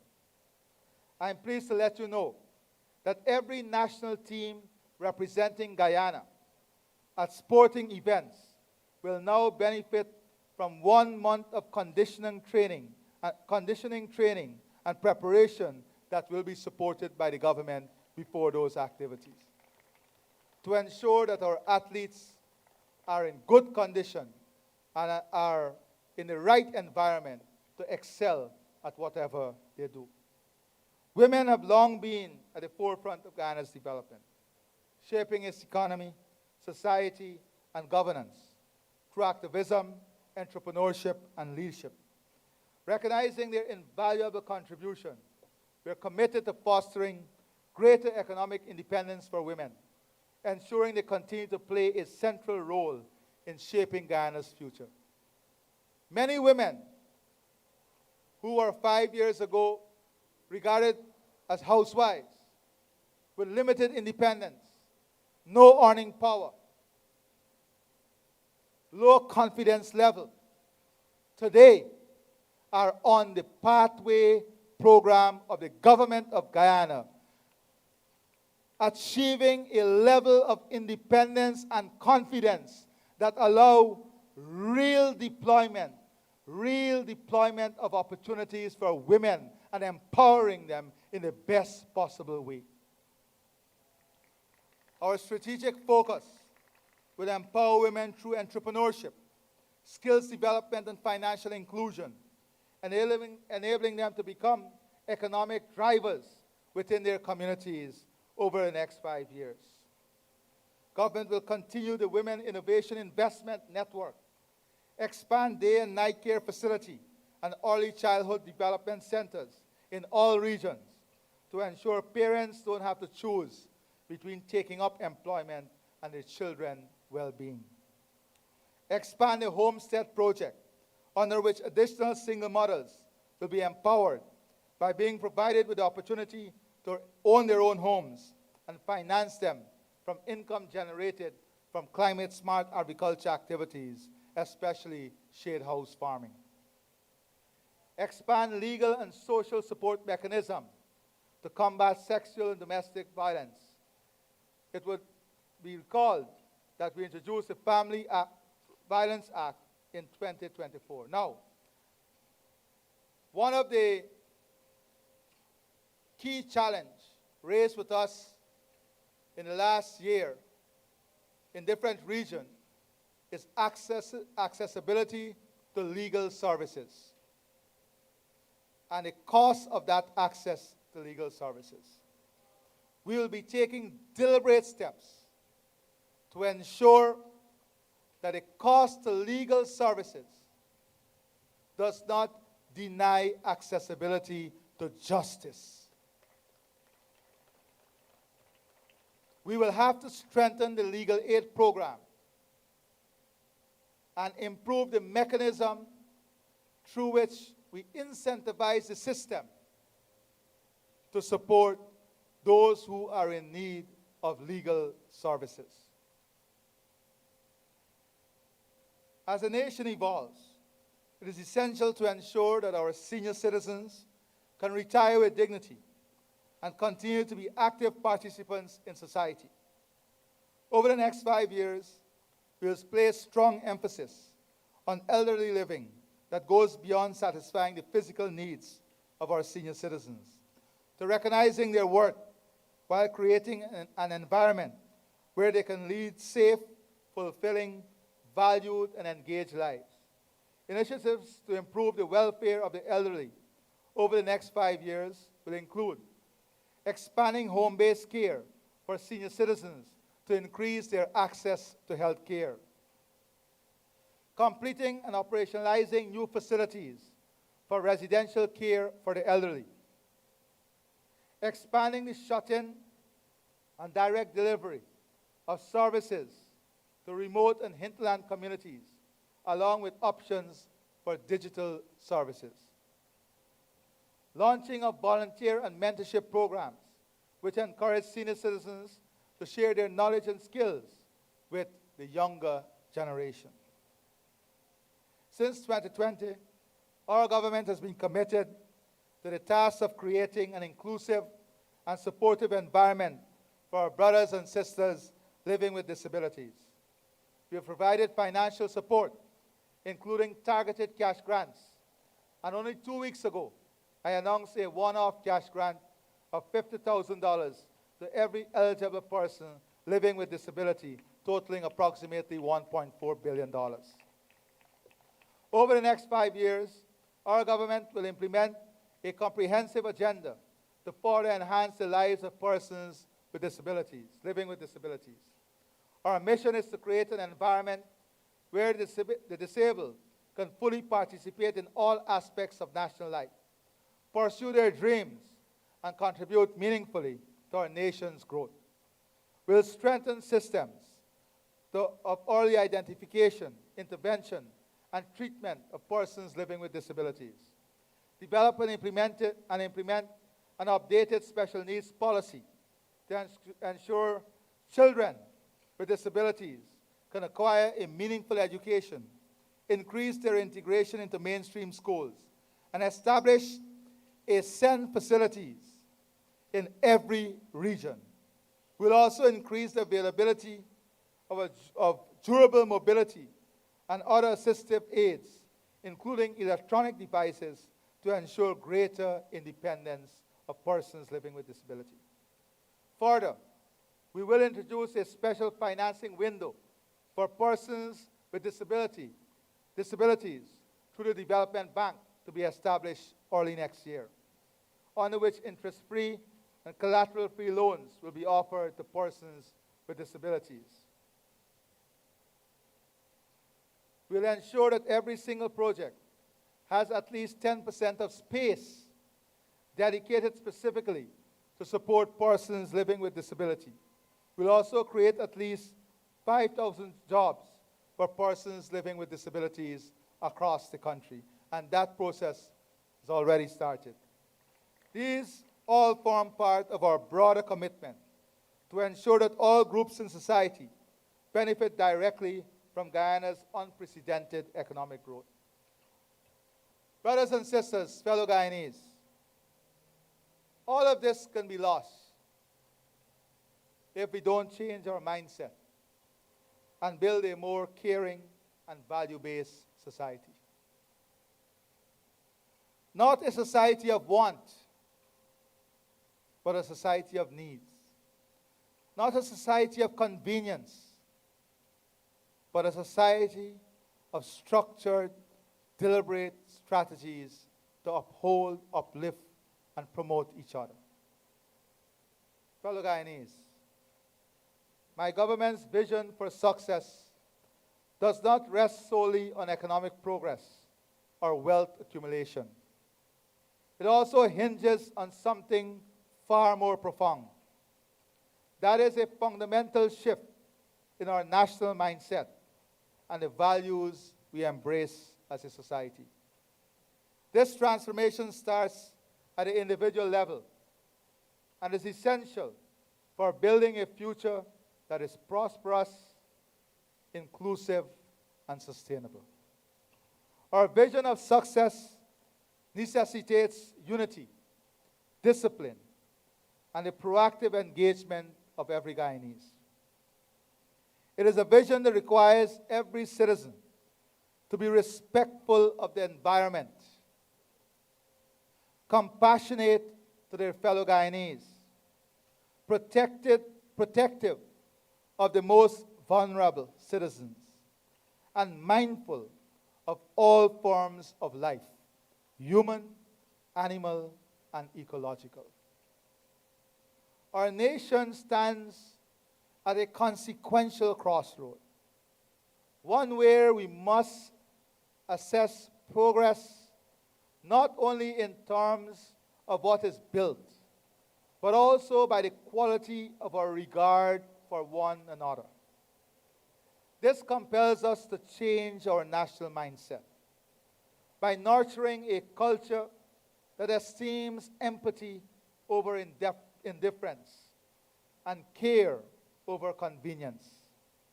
A truly strong society is one that cultivates compassion as a virtue, encourages greater civic mindedness in daily life, and recognizes the indispensable role of religious and social organizations in shaping hearts as well as habits.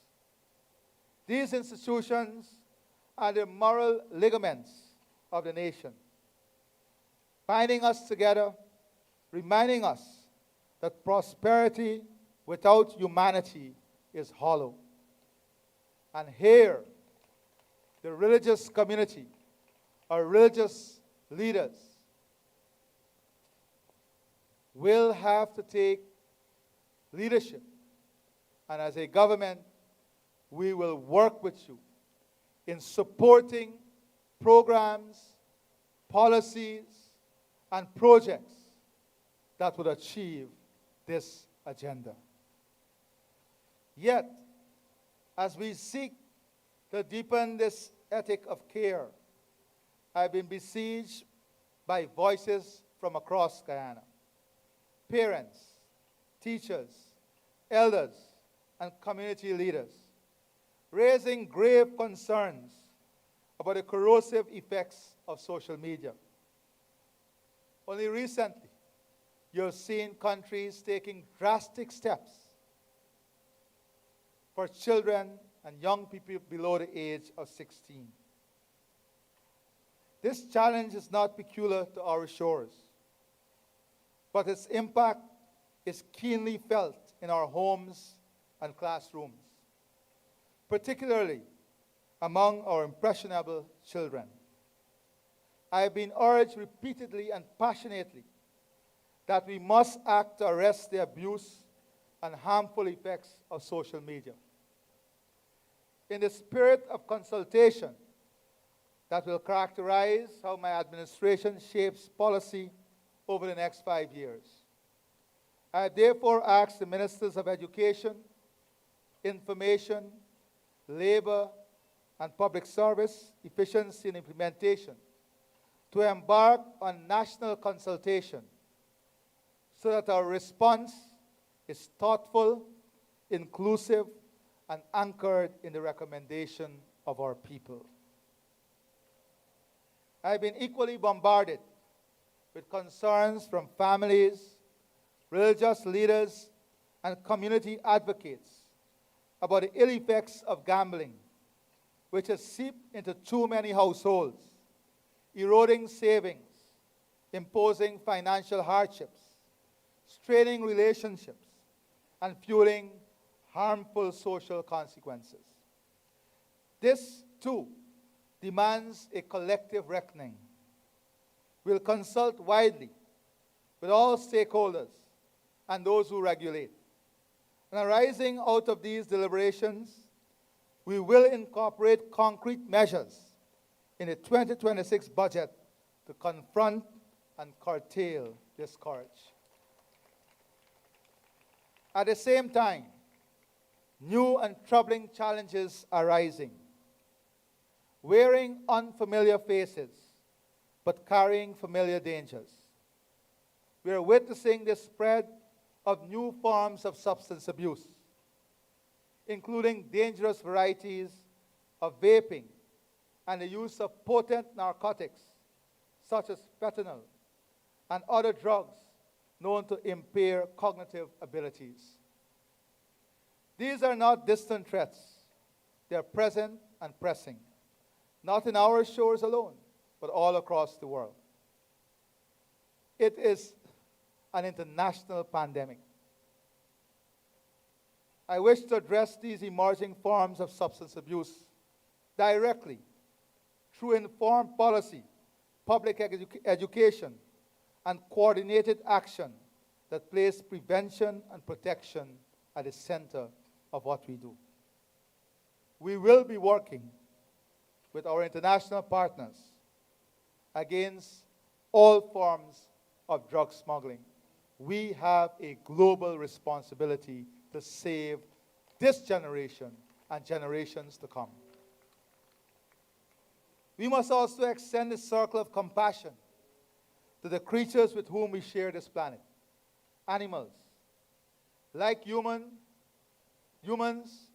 deserve care, protection, and respect. And it is our collective responsibility to reduce the incidence of their ill treatment. As part of our commitment to a more humane society, the government will provide greater resources to support animal welfare organizations.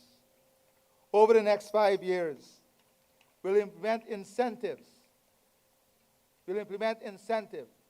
including reductions and removal of taxes on veterinary hospitals, clinics, and animal shelters to encourage both professional care and community engagement in the protection of animals.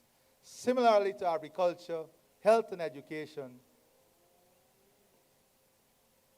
businesses, corporations providing these services would also be excluded from corporate tax.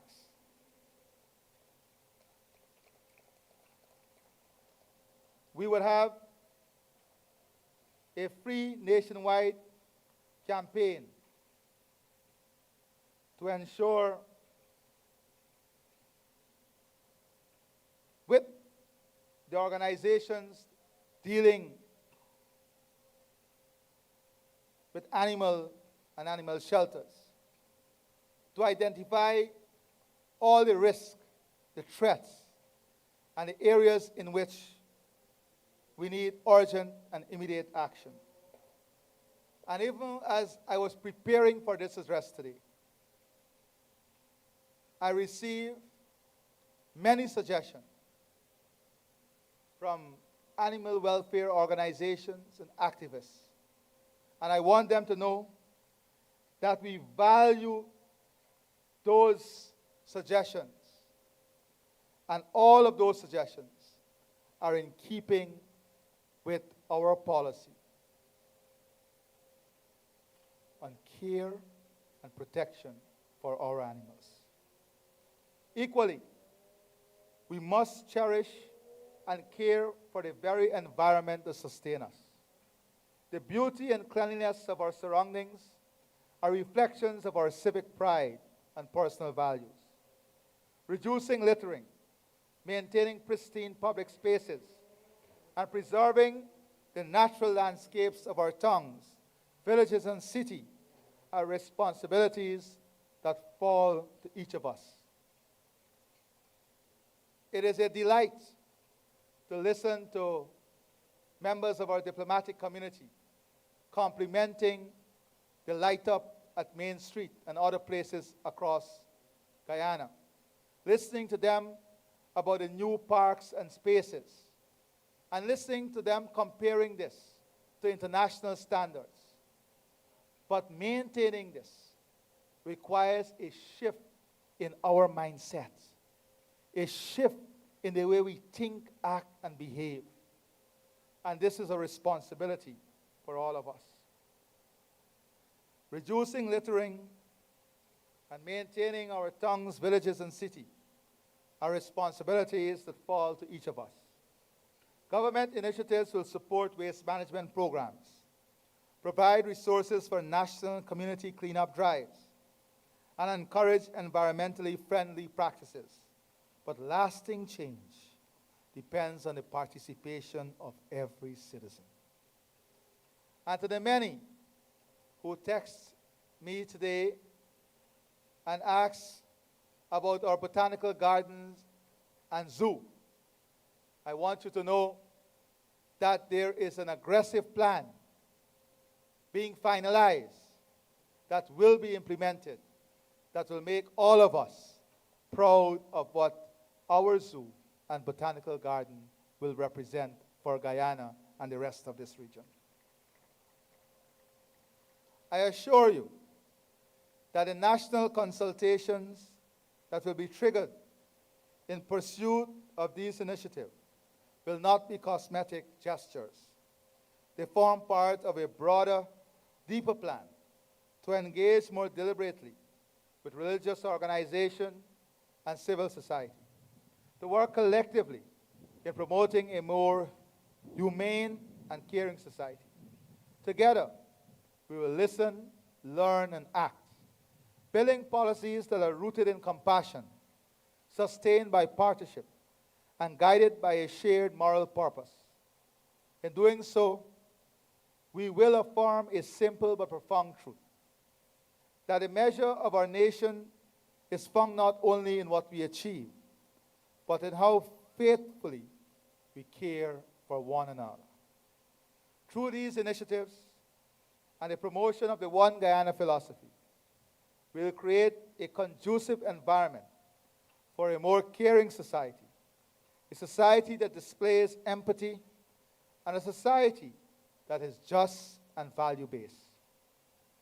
We have what it takes to overcome the things that seem to push us apart. Our foreparents overcame hurdles far more difficult and painful than the challenges we have before us. Each of you, each of us, has a part to play in our cultural, social, and civic reconstruction. Fellow Guyanese, as I commence my second term as your elected president, I invite you to join with me and your fellow citizens in a path that our children and grandchildren will be proud of, and that will build not only a more prosperous world, but even more importantly, a more humane and caring world for them to live in. Fellow Guyanese, I have just elaborated my government's vision, policies, and plans for accelerating the transformation of our country over the next 5 years. At the center of all of these is a constant imperative of ensuring that the interests of the Guyanese economy and the well-being of the Guyanese people are protected and served at all times. With this in mind, and consistent with the People's Progressive Party Civic Manifesto 2025, on the basis of which the Guyanese people elected us with an expanded mandate, I would now wish to reaffirm the following objectives that we have committed to for the current term of office. Our aim is to build an even more resilient economy through further diversification of non-oil economic activity. Additionally, recognizing that the oil and gas activity has thus far been concentrated around certain specific population centers, especially at the mouth of the Demerara River. We would like to encourage investment in other areas so that Guyanese nationals can access good quality jobs and meaningful opportunities to earn irrespective of where they live. We will therefore establish in a number of areas to be detailed in the 2026 budget special development zones where a tax-free incentive regime will apply.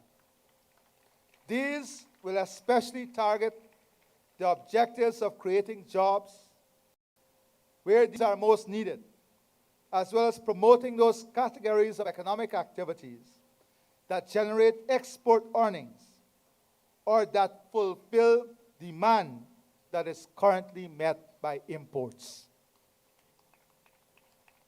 In specific relation to the agricultural sector, and given my government's strong emphasis on food security, we will be engaging with farmers to examine additional ways in which we can encourage and incentivize diversification. Diversification across the sector and diversification within crops.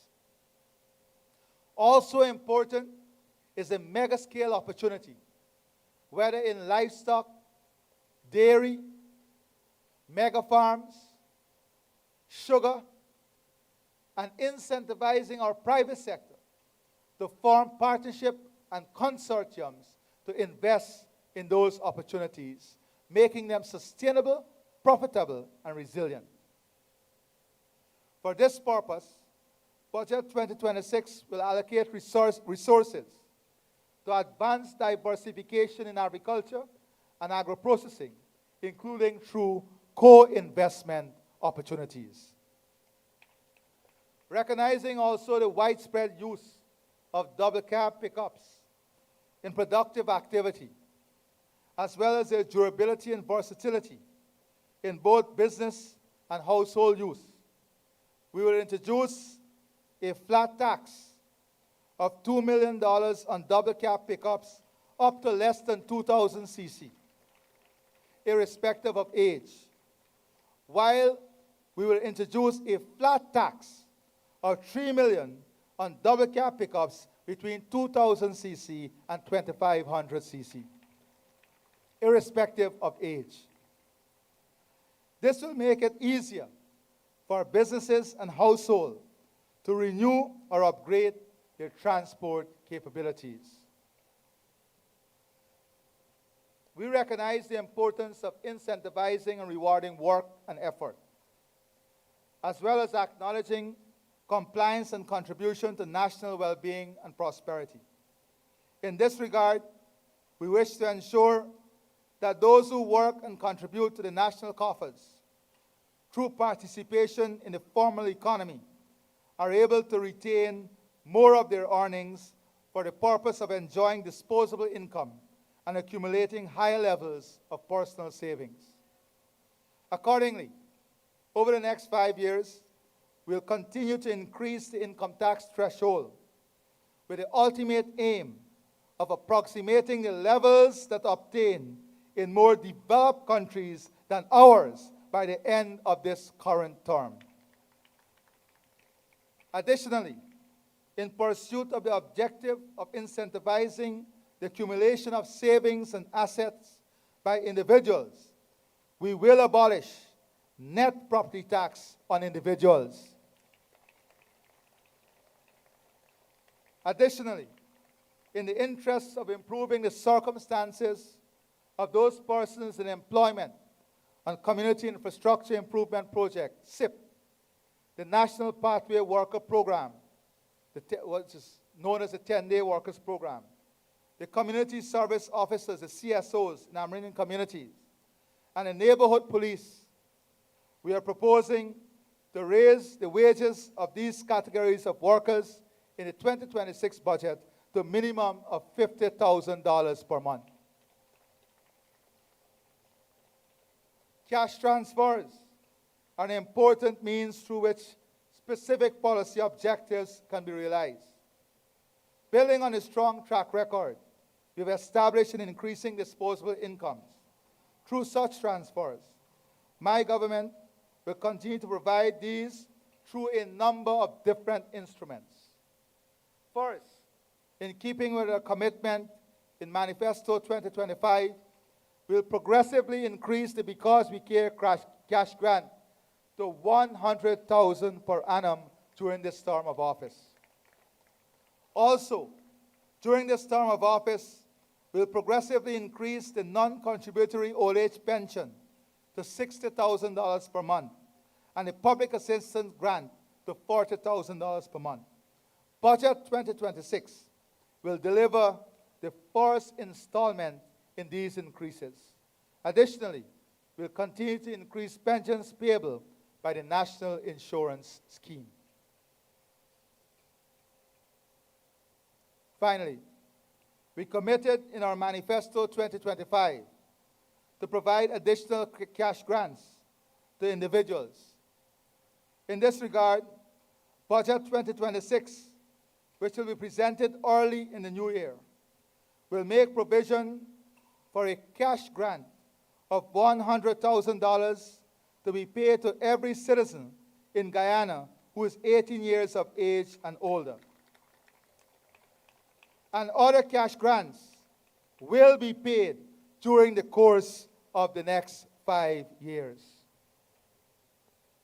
I've already reiterated my government's commitment to ensure that every Guyanese family is able to have access to adequate housing.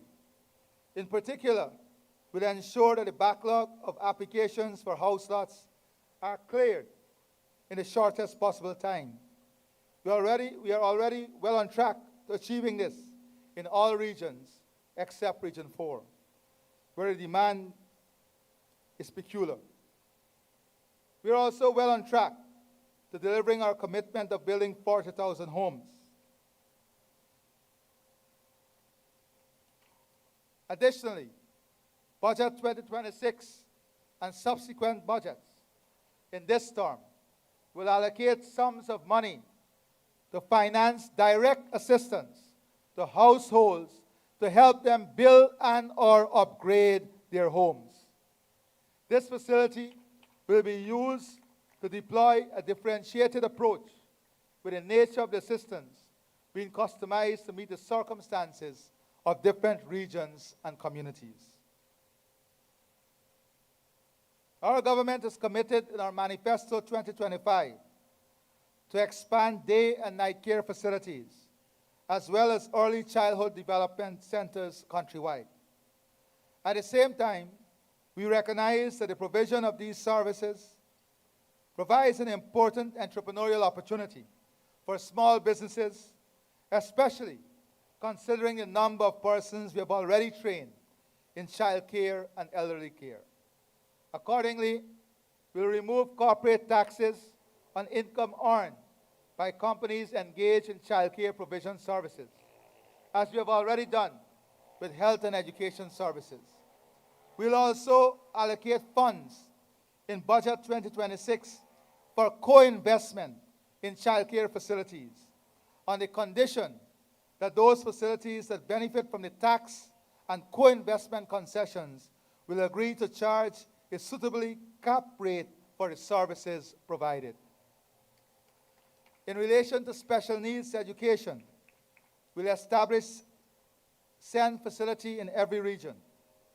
Within the regions, likely at the level of individual NDCs or township or clusters of NDCs, we'll identify a location to establish satellite SEN schools and will involve the parents of the children concerned in the management and oversight of these satellite schools.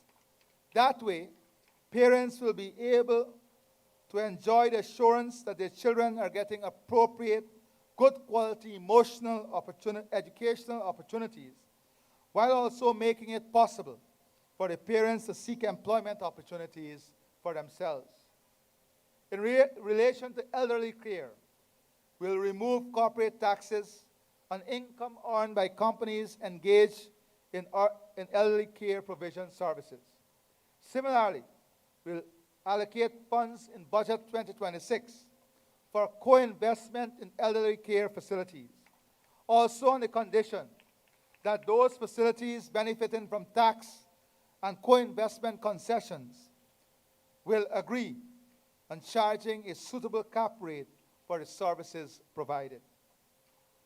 In pursuit of our objective for a more humane society, we recognize the importance of ensuring that adequate provisions are made to protect and safeguard animal welfare. In this regard, we will make provisions in Budget 2026 for financial support to be provided to NGOs involved in animal care and welfare and institutions providing such care. Today, we stand on the cusp of a new dawn, a moment of unprecedented opportunity after centuries of struggle, resilience, and sacrifice by those who came before us. This moment is now ours to seize, to shape, and to transform. The plans I have laid before you provide a framework for doing just that, turning promise into progress, vision into reality. These plans represent a blueprint for transformation that will be tangible in your daily lives.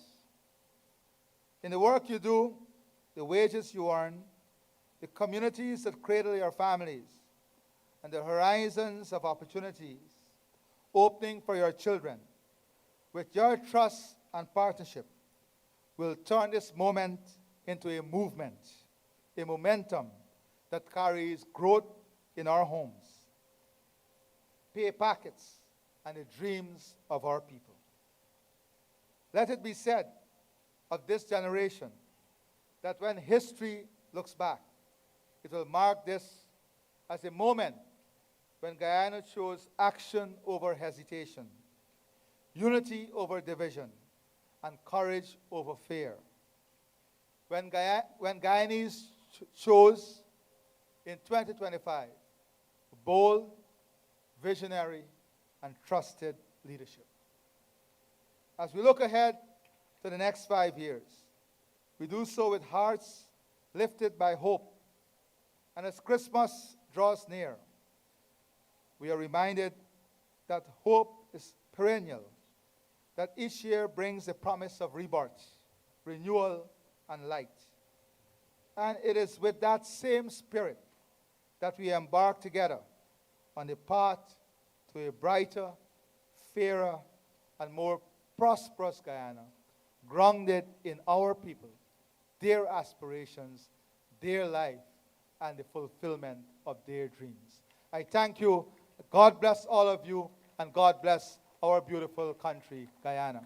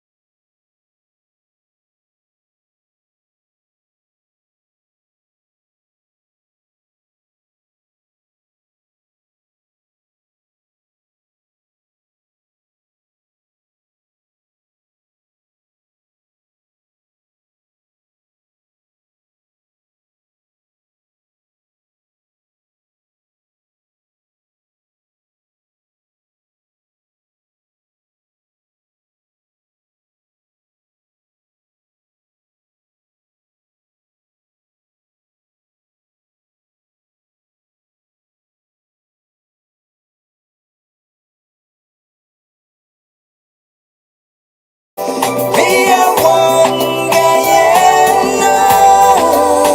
It's paradise, it's our world.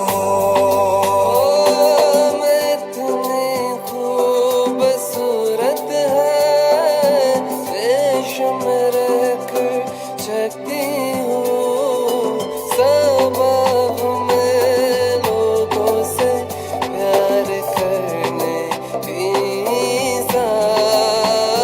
So amazed to live in such a beautiful country with loving people in harmony. I'm so amazed to live in such a beautiful country with loving people in harmony. We are one Guyana, a place of peace, a place of love. We are one Guyana, it's paradise, it's our world. Yeah, some of we born on the hills, some on the low coastal plains. Plenty rice and sugar cane. Same Guyanese blood in our vein. So make we burn out the hatred time be raising. Can't make that destroy. 6 race I share the same space in this 83,000 square miles. We are one Guyana, a place of peace, a place of love. We are one Guyana, it's paradise, it's our world. Brother is a brother, no matter which religion is you. Could a Buddhist, Christian, Muslim, Hindu. Sister is a sister, real and true. One big one to culture brew. And all of we together could really make this dream come true of a brighter Guyana for me and you. Ocean to mountains, hear this tune. Take it cool. We are one Guyana, a place of peace, a place of love. We are one Guyana, it's paradise, it's our world. Love runs deep like a beautiful rivers for Guyana. Oh, when we stand as one mighty like Mount Kirima for Guyana, for Guyana. Our life would be beautiful, just like Guyana. She's blessed us with her own, just to embrace her. Say, one and alone can't clap like lots. Put her hands together, give her a standing ovation. This great nation, a little gem of this world. Yeah. We are one Guyana, a place of peace, a place of love. We are one Guyana, it's paradise, it's our world. We are one Guyana, a place of peace, a place of love. We are one Guyana, it's paradise, it's our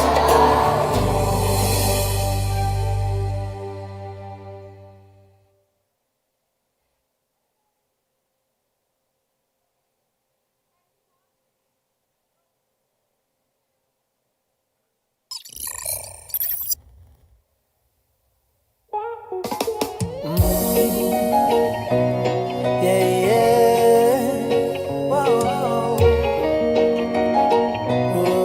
whoa. Got her own call, you never tell your friend, and then this nation again. Thank you, Lord, for another anthem, yeah. Nation again. So let me give thanks and praise, Lord, as I rise out of my bed. Thank you, Lord, for another day, because I know a lot of family and friends didn't make it. So, Lord, after you showed me much faithfulness, what could be worse than ungrateful?